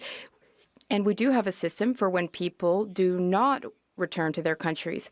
Our immigration system does help us address current challenges. We have reduced immigration to Canada recently in order to give our economy a chance to catch up. That's part of an immigration system that works and that... You implemented an immigration system that has destroyed the country for the past decade. For economy and security that puts Canada first. But despite the fact the Prime Minister has known for years that Trump was threatening these tariffs, and for 3 weeks that President Trump had won the election, the only plan he has is a Zoom call. No plan to reverse his disastrous liberalization of drugs that have killed people and now threaten our borders. No plan to fix the broken borders that he caused. No plan to cancel the tax increases that will drive billions and many jobs away. Where's the plan to put Canada first? Canada is full. We can't accept anybody. We can barely house the people here as it is. The Right Honourable Prime Minister. Instead of panicking and falling back on slogans like the Leader of the Opposition, we rolled up our sleeves and we're getting to work. We're working with all the premiers, pulling together in a Team Canada approach, because that's how we defend Canadian jobs from coast to coast to coast. I spoke with Donald Trump yesterday evening, talked about how important it was for us to work together to solve some of the challenges we're facing as a continent, as countries, but also work to grow our economy, protect our workers on both sides of the border. This is the responsible, methodical approach we're taking as we move forward, while our opponent falls back on slogans and fear. The Honourable Leader of the Opposition. He spoke with the incoming president, and moments later, Mr. Trump put out a tweet slapping a 25% tariff on Canada. So that worked about as well as the Prime Minister's efforts on Buy America and softwood lumber, which continue to be penalized, even though the previous Conservative government got both of those things lifted. Now move over to drugs. The Prime Minister's disastrous legalization and liberalization of drugs has the Americans worried, in addition to costing 47,000 deaths in Canada. Where's the plan to stop the drugs and keep our border open to trade? The Right Honourable Prime Minister. Mr. Speaker, once again, the Leader of the Opposition is just making stuff up. I clearly spoke with the President of the United States an hour and a half after he put out his suggestion on tariffs. The reality is we're going to continue to work constructively with the incoming administration to protect Canadian jobs, to protect Canadian growth, to take the responsible approach that isn't steeped in partisanship, that pulls together the Team Canada approach that stands up for Canadians instead of throwing our arms up and saying all is broken like the Leader of the Opposition. The Honourable Leader of the Opposition. Well, that's even worse. The statement went out promising tariffs before they even got a chance to speak. It's kind of like him backing down on Buy America and backing down on softwood lumber, Mr. Speaker. Now let's move to the tariffs the Prime Minister wants to impose on our economy. Quadrupling the carbon tax to 61 cents a litre would cripple our economy. New tax increases on work and energy would do likewise, sending hundreds of billions of dollars south of the border.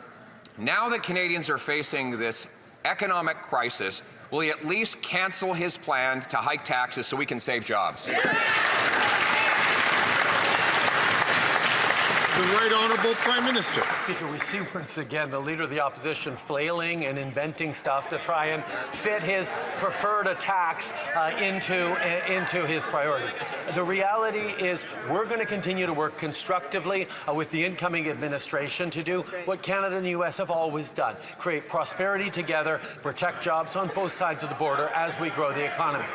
When it comes to drugs, Mr. Speaker, we've taken serious steps on that and we'll continue to. But if the Leader of the Opposition is suggesting he wants to recriminalize marijuana, let him just say that. That's right. What? Order!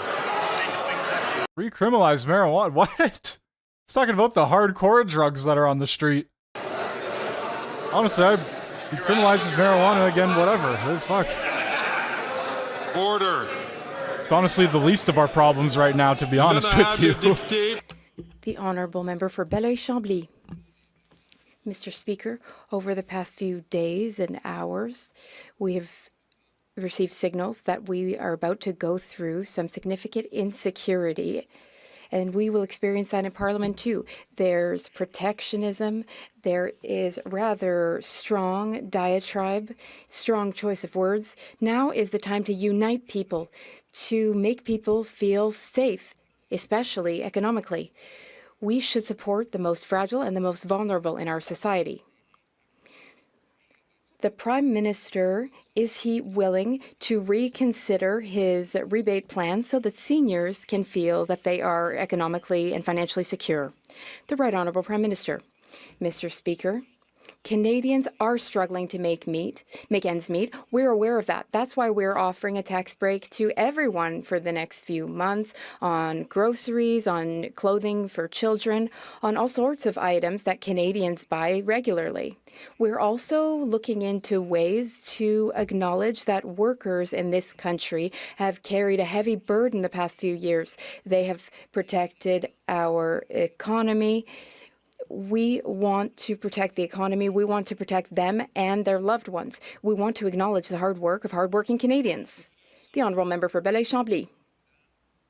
Mr. Speaker, before today's workers, other workers came before them. Workers who worked all their lives, who paid taxes all their lives, and who have no other option. The government is giving checks to people who don't need them, and the government is not giving checks to those who need them the most. Would the Prime Minister agree to decrease the salary and give the extra money to those who need it and to seniors? The Right Honourable Prime Minister. Mr. Speaker, all Canadians are struggling in different ways. That's why we're investing in creating more daycare spaces. We're also investing through the Canada Child Benefit, which is increasing every year. We're also trying to help seniors. We're helping the seniors through dental care. We're helping seniors by increasing the guaranteed income supplement. We did so by 10%. And we also increased the OAS for those over 75. We want to help all Canadians, especially hardworking ones who are also struggling, and that's why we will be going ahead with this initiative. Donald Trump's threats of tariffs could threaten hundreds of thousands of Canadian mortgage-paying jobs. The only thing a bully responds to is strength. So where is our plan to fight back? Where is the war room? Where's your pension? Where is a concrete plan to bring our issue before CUSMA? Why isn't the Prime Minister fighting like hell for Canadian jobs? Hear, hear, hear, hear. The Right Honourable Prime Minister. Mr. Speaker, rather than panicking, we're engaging in constructive ways to protect Canadian jobs like we have before. I don't think the idea of going to war with the United States is what anyone wants. What we will do is stand up for Canadian jobs as we have before, as we will continue to. Stand up for the prosperity we create when we work together. Stand up for the challenges that we're facing, that we're protecting Canadians from. There is work we can do together. That is the work we will do, seriously, methodically, but without freaking out the way the leader of the NDP seems to be.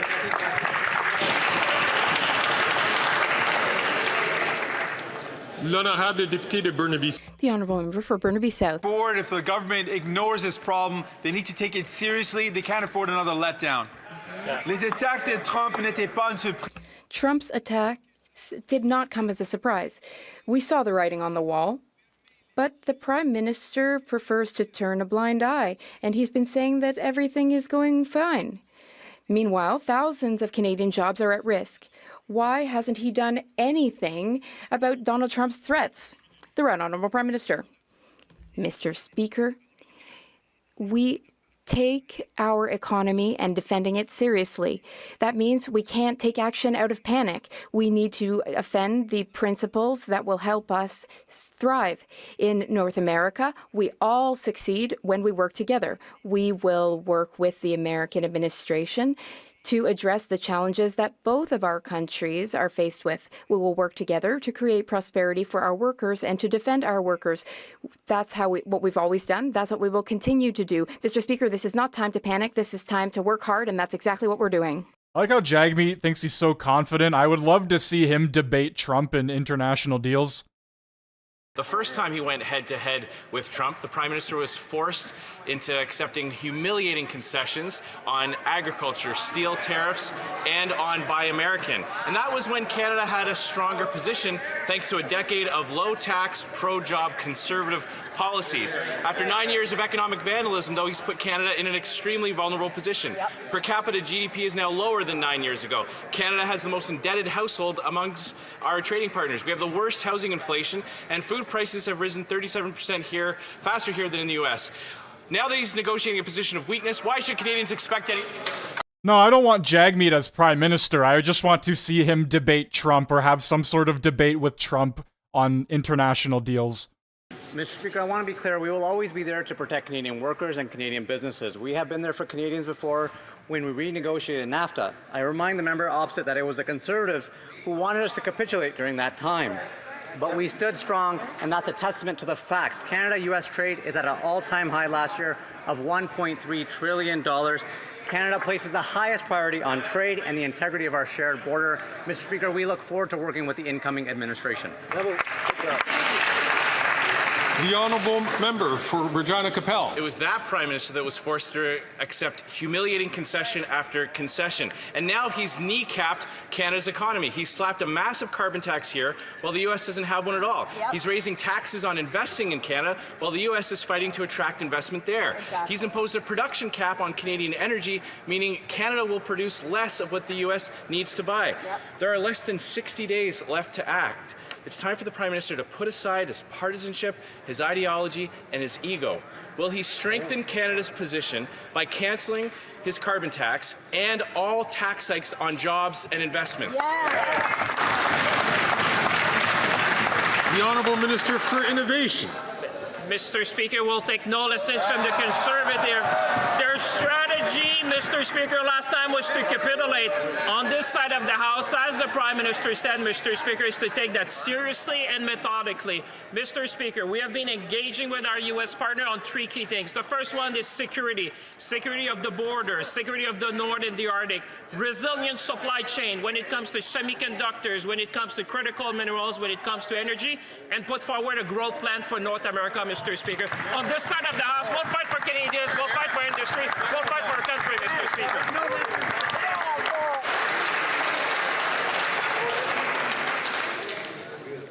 The honourable member for Thornhill. Everywhere we look, we find more evidence of economic carnage, and now we're up against the biggest economic and security superpower, and this government has no plan. We need a Canada First plan to fix what the Prime Minister broke. When he took office, our GDP per capita was 81% of the U.S.'s. Now it's fallen to 73%. It's a made-in-Canada problem, and it's not about vibes. It's driven by higher taxes, higher spending, higher regulation, and this government's economic vandalism. Faced with the threat of tariffs, when are they going to stop the vandalism and start fixing the crisis so Canadians have a chance?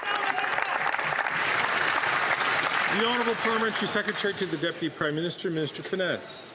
Mr. Speaker, when the Conservative Party of Canada wanted us to back down during the last round of NAFTA negotiations, we stood up for Canada. We stood up for Canadian workers. Right. We stood up for the steel workers in Canada, Mr. Speaker. We stood up for Canadian auto workers. We stood up for our farmers and agricultural workers, Mr. Speaker. Right. They want to know what the plan is. We plan on doing it again and getting a win-win for Canada and the United States. Hear, hear.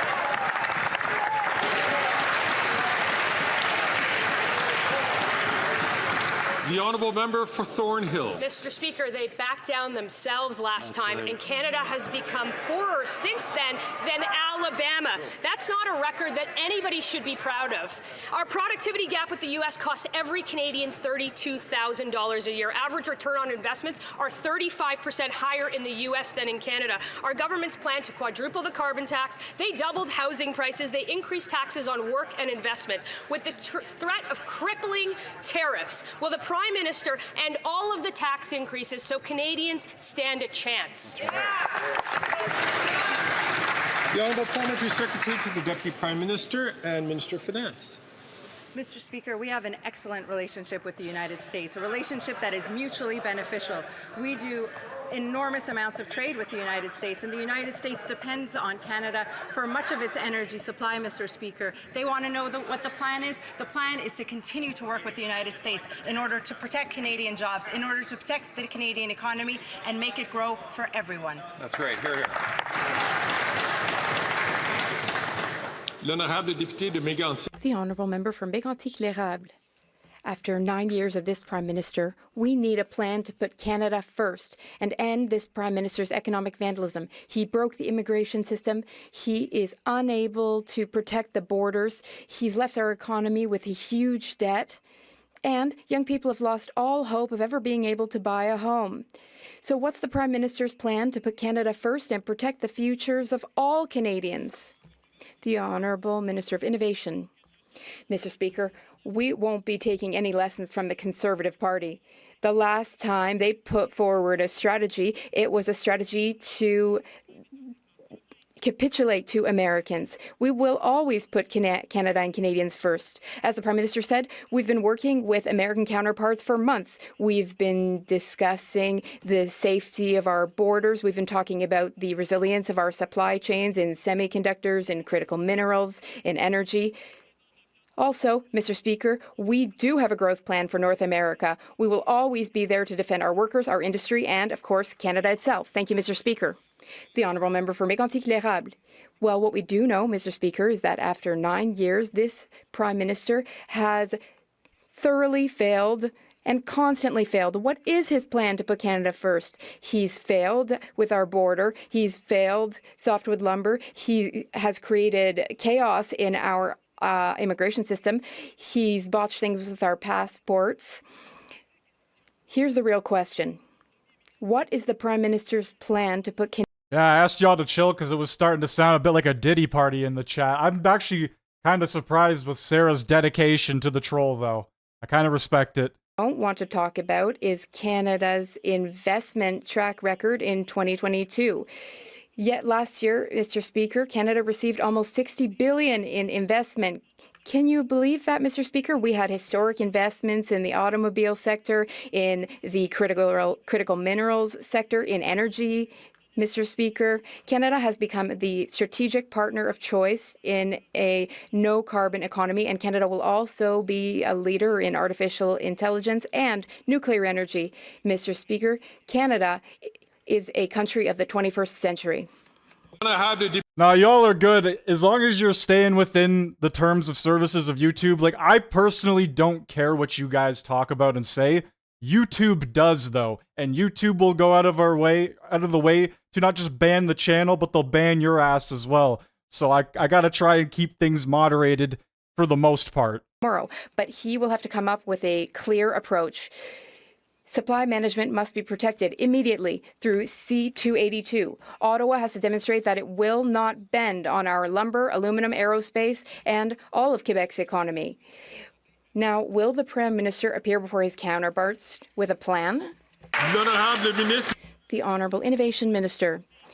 Mr. Speaker, I thank my colleague for the very important question.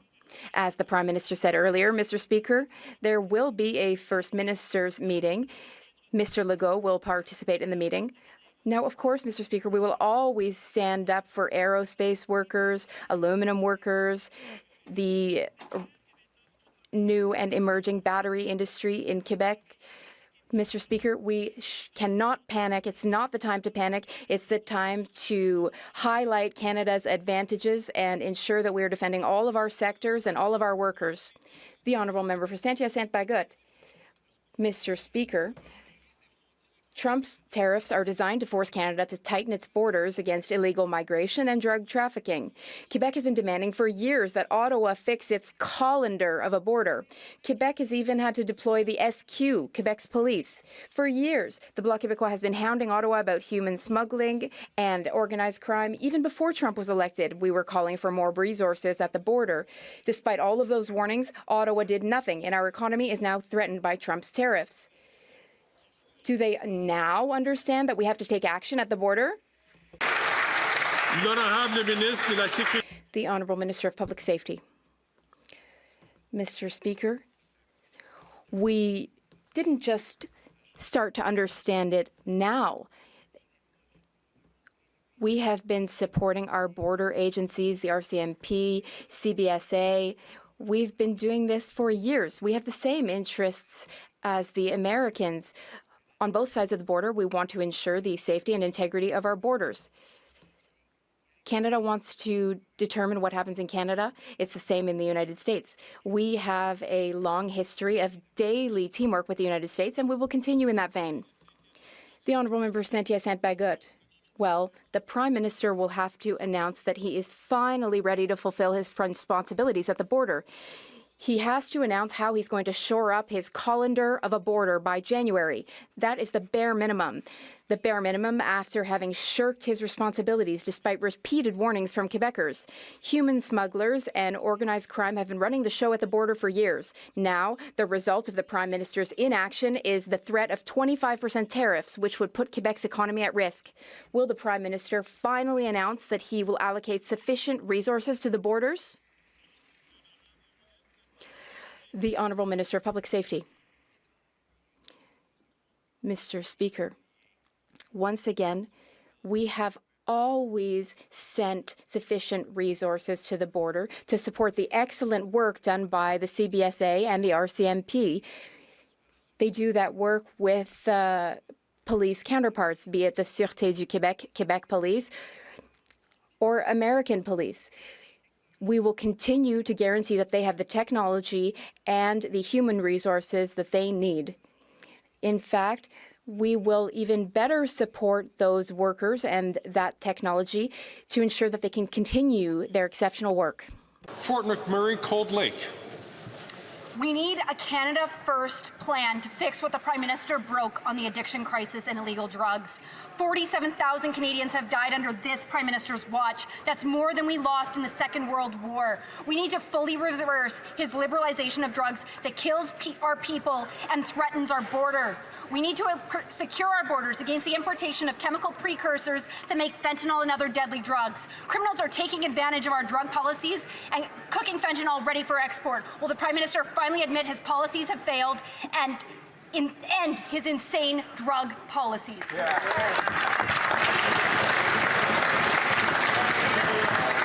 The Honourable Minister for Mental Health and Addictions. Mr. Speaker, every life lost due to the illicit toxic drug supply in this country is a tragedy for families and for communities. Mr. Speaker, on this side of the House, we've invested over $1 billion in treatment, prevention, harm reduction to save lives. We've worked with our U.S. counterparts on precursors, and we will continue to do the work to save lives based on evidence, based on health care, and based on protecting those who need help the most. We will not look away, Mr. Speaker. We are here to protect those who need our help. The Honourable Member for Fort McMurray, Cold Lake.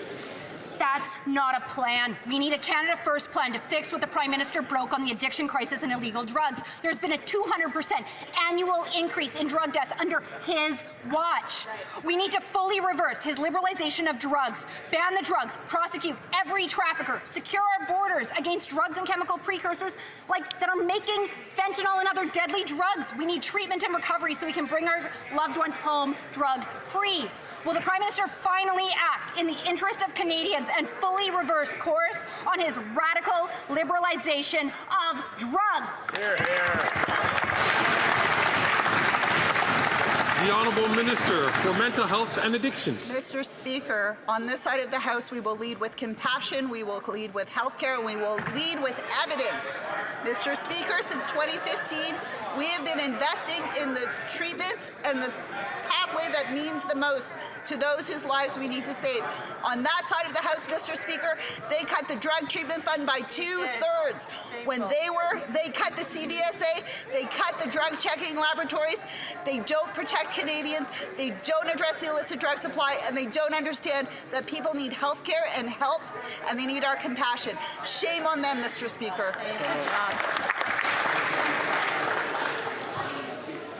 The Honourable Member for Simcoe North. The Prime Minister's economic report card is in. Canadians have the highest consumer debt in the G7. House prices have doubled. Per capita income is lower today than it was 10 years ago, and the average Canadian makes $30,000 less than their American counterpart. All as a result of this Prime Minister's economic vandalism. And in the face of economic uncertainty and global trade imbalances, this Prime Minister's plan is to increase taxes on job creators, entrepreneurs, and farmers. Will he enact a Canada First plan and stop these tax increases to keep our jobs and investment at home? The Honourable Parliamentary Secretary to the Deputy Prime Minister and Minister of Finance. maybe that Conservative member missed the memo. We're actually taking federal taxes off, Mr. Speaker. We're taking the GST off of everyday goods in order to help Canadians. We are wondering on this side of the House how the Conservatives could be against a tax break for Canadians. This will put more money back in their pockets, Mr. Speaker, right around the holidays when they need it most. Mr. Speaker, this policy is good for Canadians, it's good for the economy, it's just bad for Conservatives. The honourable member from Simcoe North. Mr. Speaker, if the government doesn't want to listen to Conservatives, maybe they'll listen to economists at National Bank who found that real GDP has contracted 4% since 2022. This is unprecedented outside of a recession. It's a made in Canada, per person GDP recession caused by the economic vandalism of this Prime Minister's policies, whose only plan is to increase taxes on everybody, farmers, physicians, entrepreneurs, and all people who want to invest in Canada. When will the Prime Minister enact a Canada First plan to keep jobs and investment in Canada and our Canadians at home? Here, here. The Honourable President of the Treasury Board. What my honourable colleague doesn't quite understand is that we do have a Canada First policy. That's why we have the lowest net debt to GDP ratio. Canada First policy. Is that why you keep sending billions of dollars to Ukraine instead of, I don't know, holding on to that money, utilizing it here in Canada? In September, Mr. Speaker, and at the same time, we have supports for Canadian, for example, the tax. I'm standing on what I said earlier. Her voice is worse than Chrystia Freeland. She is more annoying than Chrystia Freeland. A Canada First policy for Canadians. She almost sounds like Kamala. The honourable member for Edmonton Strathcona. Once again, the Liberals have failed Canadians that need help most. People living with disabilities, students, and seniors have been abandoned by the Liberals' rebate program. My constituents are rightly furious. And Mr. Speaker, I can tell you that the students, the seniors, and the people living with disabilities in Edmonton Strathcona are not feeling a vibe right now. They are really, really struggling. And of course, the Conservatives would do nothing but cut these programs for Canadians. Will the minister fix this program and get help for those who need it the most? Here, here.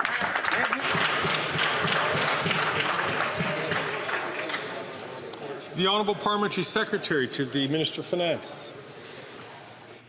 Mr. Speaker, the GST holiday will apply to everybody. All Canadians will benefit from this tax break, Mr. Speaker. But one of the things that I really take issue with is the insinuation that people with disabilities aren't working, Mr. Speaker. 62% of people in Canada with disabilities are working and will benefit from the check. There are 1 million seniors in Canada that are working and will benefit from this check, Mr. Speaker. Canadians are working hard and they deserve a break. The honourable member for Courtenay Alberni. That's not all Canadians, Mr. Speaker. Seniors and students in Courtenay Alberni are being left high and dry with the high cost of living. They're living on tight budgets and deserve a helping hand. Instead of helping, the Liberals decided to exclude seniors and students from their $250 rebate. They're letting people down again. Conservatives, they only want tax breaks for their rich CEO donors and big corporations who gouge Canadians at the grocery till.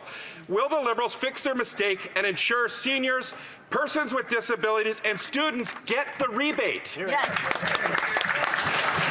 The Honourable Parliamentary Secretary to the Deputy Prime Minister, Minister of Finance.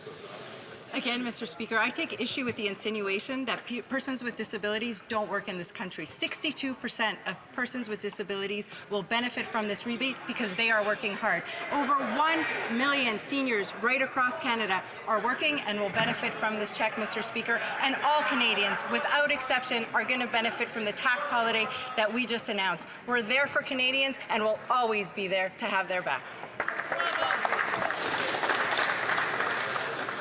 The honourable member for Kitchener-Conestoga. Mr. Speaker, the Conservatives spend their time amplifying anger and fanning the flames of division without offering specific solutions.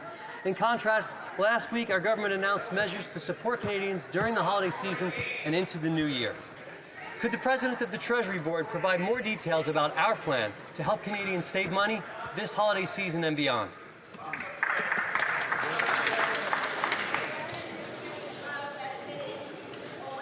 I would invite the Honourable Minister. I'd invite the Honourable Minister to wait until she's addressed.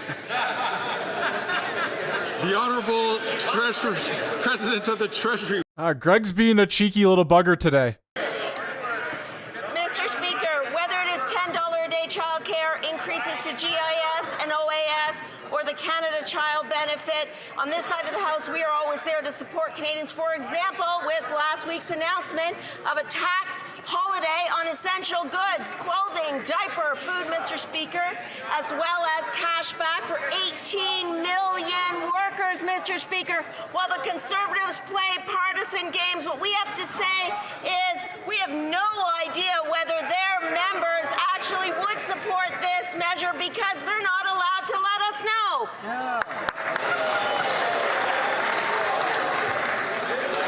And I encourage all members not to take the floor unless they are addressed by the chair. The honourable member from Chilliwack Hope.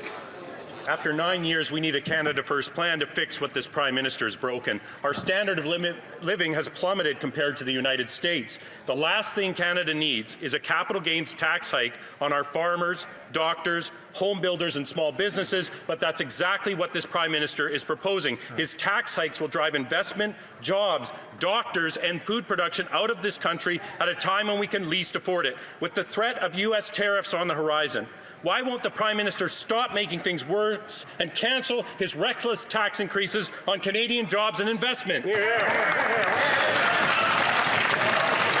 Honourable Parliamentary Secretary to the Deputy Prime Minister and Minister of Finance. It was this Liberal government that reduced taxes on the middle class not once, but twice, Mr. Speaker, and the Conservatives opposed that measure on both occasions. Now, Mr. Speaker, we're coming with a tax break for the holidays. That's going to mean more money in the pockets of Canadians, and yet again, the Conservatives are opposing this measure.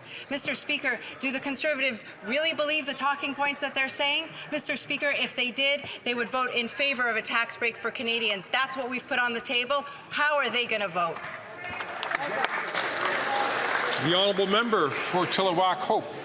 Taxing farmers drives up food costs. Taxing doctors means it's harder to find one. Taxing home builders means fewer homes. Taxing small businesses means fewer paychecks. Raising capital taxes means less investment in the tools we need to halt the decline in our standard of living. Jobs and livelihoods are on the line. With the threat of U.S. tariffs coming down the tracks, will the Prime Minister give Canadian workers a fighting chance by cancelling his destructive tax increases on jobs and investment? Common sense.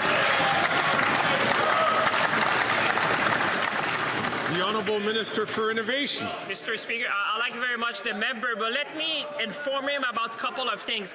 Mr. Speaker, when it comes to jobs and investment, Canada received the largest investment in Onta's history, Mr. Speaker. Or Kermit the Frog, I've heard that as well. The largest investment in 75 years.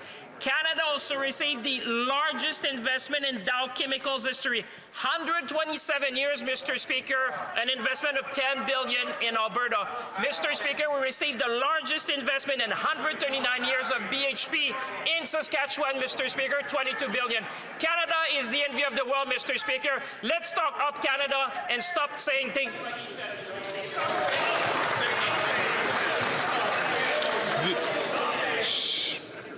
The honourable member for Oxford.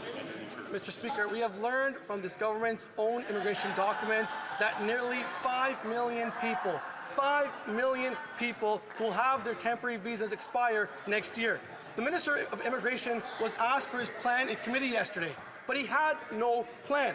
Can the Prime Minister correct his minister and tell us his plan to enforce and ensure that the nearly 5 million people that leave Canada when their visas expire next year?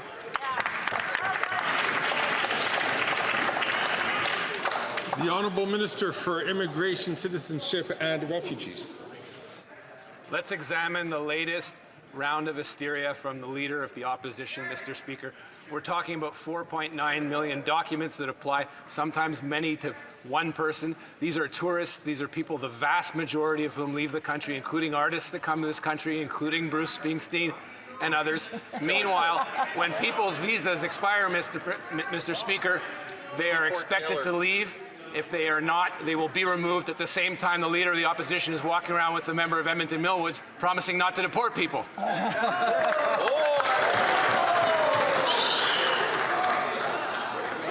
The honourable member for Oxford. Mr. Speaker, again, there's no plan from this minister. And after 9 years of breaking our immigration system, his plan is to ask them to leave nicely. And now they're staring at 25% tariffs on all Canadian goods that will crush our Canadian workers and cripple our economy. We need a Canada First plan that fixes the immigration system and ensures that the 5 million people will leave when their visas expire next year. When will we see that plan? Good job. The Honourable Minister of Immigration, Citizenship and Refugees. Mr. Speaker, again, we see now the Conservatives' rollover first program. They're talking about people that are here that do routinely leave the country. They come in as tourists. It includes a vast array of people. He's answering an OPQ question that they posed us. We were very precise in the answers they gave it. Sometimes it's not 5 million people, Mr. Speaker. It's a number of documents attached to the same person. So let's park the hysteria. Let's talk about real things. Let's talk about the managed plan to migration that is actually doing very well in this country, according to Canadians. Hear, hear. The honourable member for Rivière-du-Nord. It's good timing today for tackling organized crime in our cities and at our borders. Let's hit the bad guys where it hurts, in their wallet. The Bloc Québécois has tabled Bill C-420 to establish... All right, so I'm going to cut this guy off because while the Bloc continues to talk about elders or talk about dental care or talk about pensions for elders, Montreal was literally burning for an entire weekend straight, and they have failed to mention it at all. Literally no mention of it at all. And they are so proud of being Quebecers, and they are so proud of being on their own and being a nation or whatever they want to call themselves. But they have failed to do anything or say anything or enact anything against what happened over the weekend. They're just a bunch of liars, and they continue to expose themselves further and further whenever they speak or promise things or do anything. The Bloc Party is just, honestly, might be worse than the NDP, and the NDP are pretty damn bad. Open to looking at seeing what we can always do to support the important work of our law enforcement. The honourable member for Rivière-du-Nord. Thank you. I'll say it again today. The federal government has every interest in showing that it takes the problem of organized crime seriously. The Americans are listening. Our bill C-420 makes it easier to lay charges against criminal gang members, and most importantly, it gives police new tools to seize the proceeds of crime before they disappear. C-420 makes participation in crime more dangerous and less rewarding. It's a strong message to send to organized crime, both on our streets and at our borders. Will the government support this? The Honourable Minister of Public Safety. Once again, Mr. Speaker, I'd like to thank my colleague for his idea that it's important to support our law enforcement, our attorney generals, and to ensure that no one's benefiting from crime, and particularly organized crime. We recognize the important work that the RCMP is doing with our partners, whether it's Quebec Police, the OPP, and municipal police. There are already provisions in the criminal code, so the Attorney General and myself will always be looking at good ideas to enhance and support law enforcement across the country. The honourable member for Selkirk Interlake Eastman.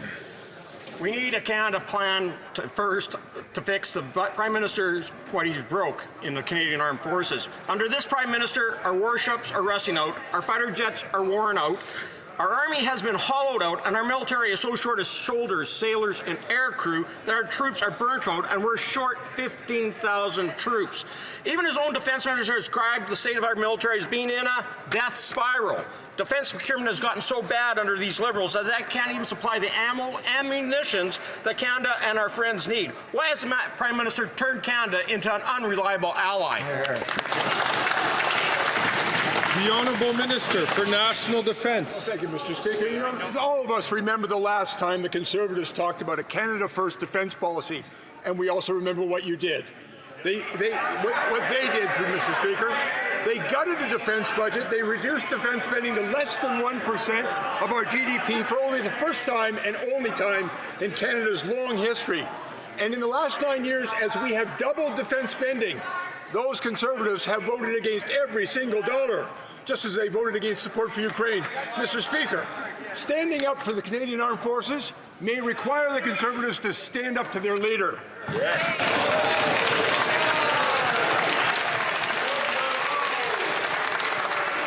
The Honourable Member for Selkirk Interlake Eastman. Well, we know, Mr. Speaker, that this minister loves to fudge the numbers, and in reality, the former Conservative government bought 5 C-17 Globemasters, 17 new Hercs, 15 Chinook helicopters, 100 Leopard tanks, modernized the Auroras and Halifax-class frigates, and fought alongside our American allies against ISIS and the Taliban. Well, the Prime Minister reverses $2.7 billion cut to our armed forces and finally invested in our troops and put Canada's interests first. Yeah, let's go, man. That was awesome. Because we do need to hit that GDP spending for NATO as well, so we need to invest in our military. Trudeau keeps cutting it. Greg's getting upset. The Honourable Minister for National Defence. And we also remember when the conflict in Afghanistan ended, they gutted the defence budget, took $2.5 billion away from it, and reduced it for the only time in our history to less than 1%. Mr. Speaker, I have many conversations with members of the Canadian Armed Forces, and they have never told me what they need is another vacuous slogan. What they said is that they need real investment in ships, and in planes, and in infrastructure, and most importantly, in our people. And every time we have come before this House and asked for the money for those investments and for those people, they voted against it.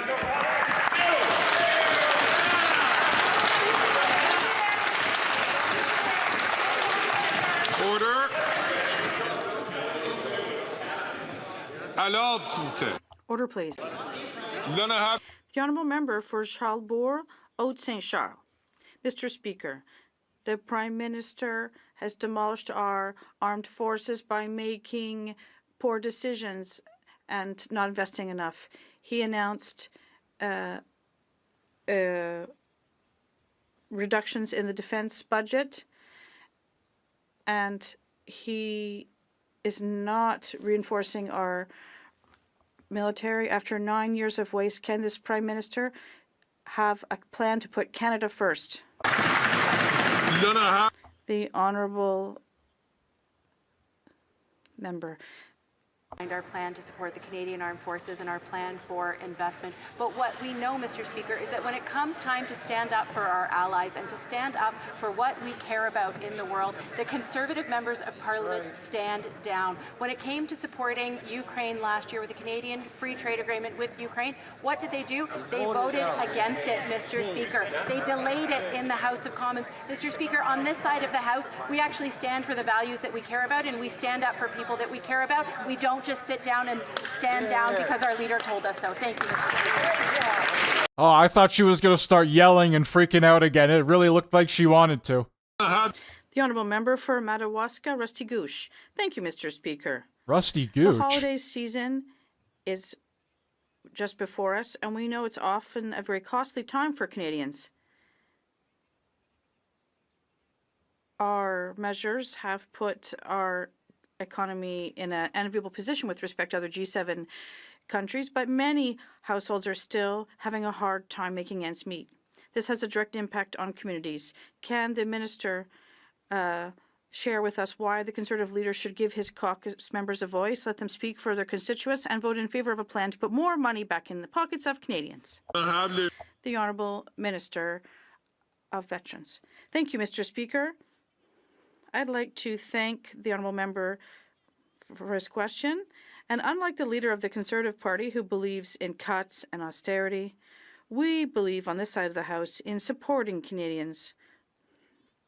And that is why we announced a tax vacation.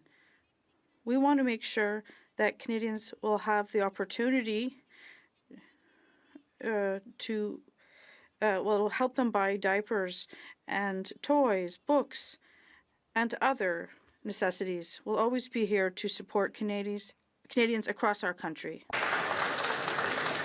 The honourable member for Calgary Forest Lawn. This desperate Liberal NDP government is bribing Canadians with a pricey gimmick. This temporary 2-month tax trick takes pennies off potato chips, yet adds more than $6 billion on top of this Prime Minister's inflationary deficit. Even the Prime Minister admits every extra dollar he puts into these handouts, it fuels inflation further. Instead of pennies off Pringles, call a carbon tax election now, so common sense Conservatives can axe the tax for good. The Honourable Parliamentary Secretary to the Deputy Prime Minister and Minister of Finance. This Liberal government reduced taxes on the middle class on 2 occasions, and the Conservative voted against it. Now we're giving a tax break, a tax holiday to all Canadians at a time when they need it most, Mr. Speaker, and the Conservatives are calling it a gimmick. Actually, the Conservative leader is trying to play the... That's because it is a gimmick. You guys are gonna lose millions and millions and millions of dollars on this tax break, and then after it's over, you're gonna sit there going, wow, we really need to make all that money back. We need those millions of dollars back in our government. And guess who's going to pay for that?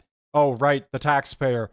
Canadians are visiting a food bank in a single month, and 1 in 4 Canadians are skipping meals because of this Prime Minister's carbon tax scam that's making Canadians poorer. The Finance Minister says they're just having a vibe session, that she can fix it by taking pennies off of cheese puffs. If Liberals really want to feel the vibe of Canadians, call a carbon tax election so we can axe the tax for good instead of taking chump change off of chips.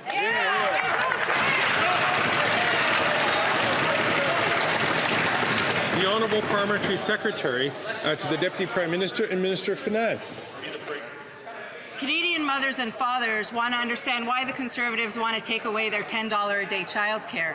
Young Canadians who want to buy a first home want to understand why Conservatives want to take away investments that will build 750,000 new homes, Mr. Speaker. And all Canadians want to understand why the Conservatives oppose a tax break, a tax holiday for all Canadians, which will leave more money back in their pockets, Mr. Speaker. It's time the Conservatives come clean. They're against policies that help Canadians.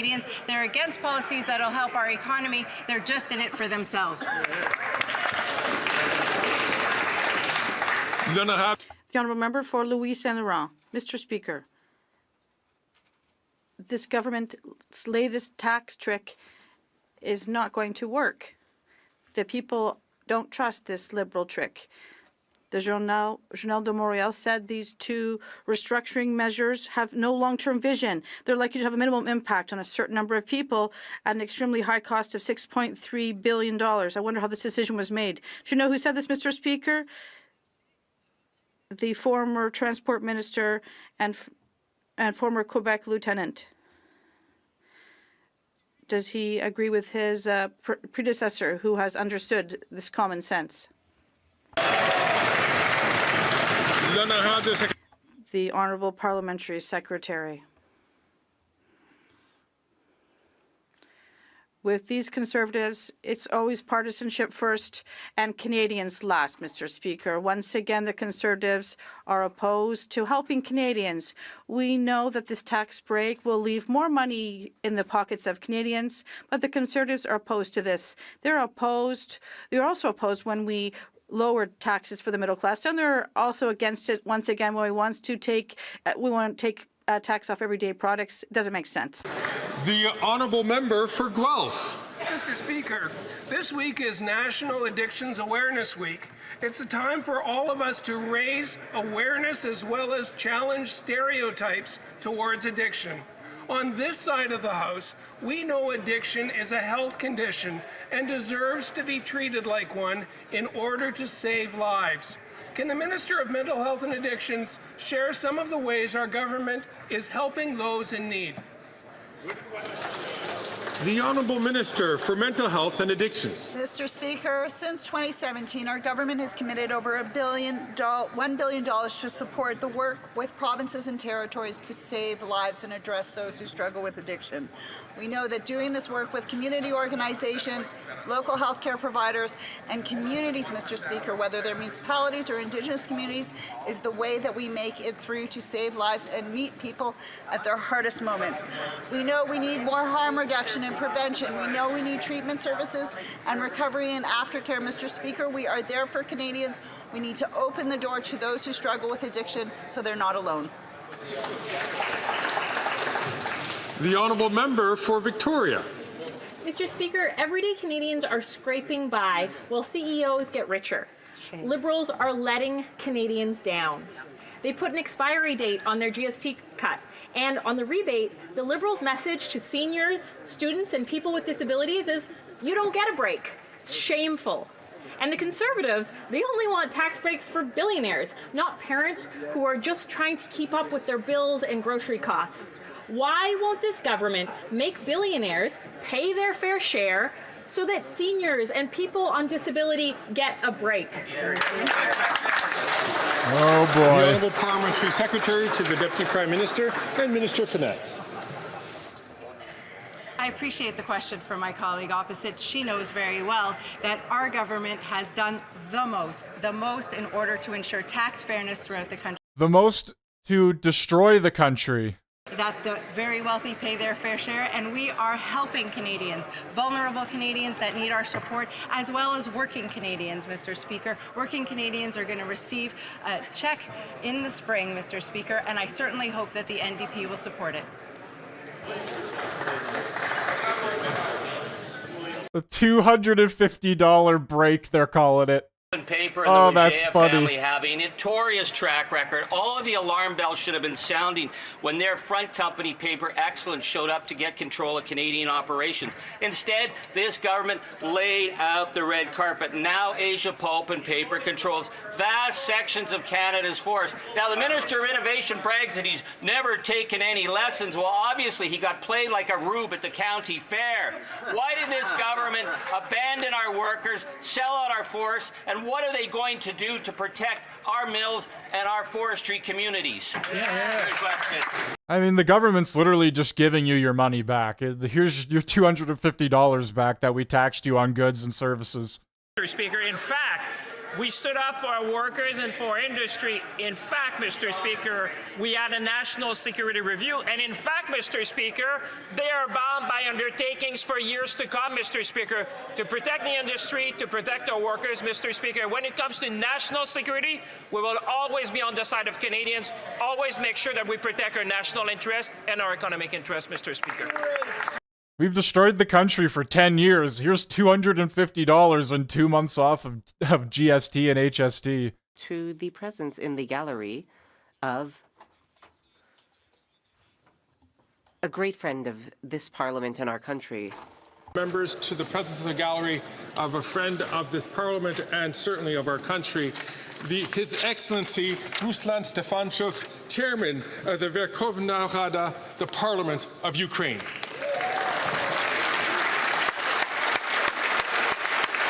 Boo. No, I actually have no idea what's going on. Oh, big old Ukraine flag there, though. That's fantastic, isn't it? Why can't we just stop sending billions of dollars over to Ukraine? Look at this guy. Look at this fucking guy. Boo that man!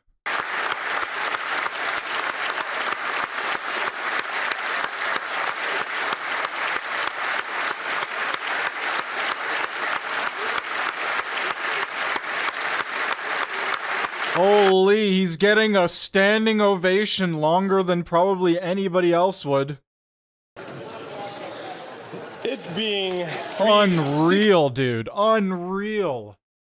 Recorded division on the motion to concur the 37th report of the Standing Committee on Public Accounts.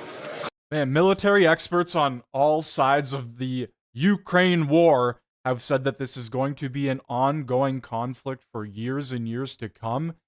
and it's not going to end or go away anytime soon. And here we are continuing to dump all of our resources into a never-ending war. By the way, the house is muted right now. That's why I'm speaking. I think I'm probably going to end the stream here anyway, though. I just wanted to get that off my chest before I did. Thank you all for joining. Hopefully, you have a fantastic rest of your day or night, depending on where you are from. I will be live tomorrow for question period. Wednesday is typically the big day for question period. Wednesday is typically the day where everything is on the table. Everybody goes crazy. I guess we'll see what happens tomorrow. Once again, thank you all for joining, and I will see you then. Bye-bye.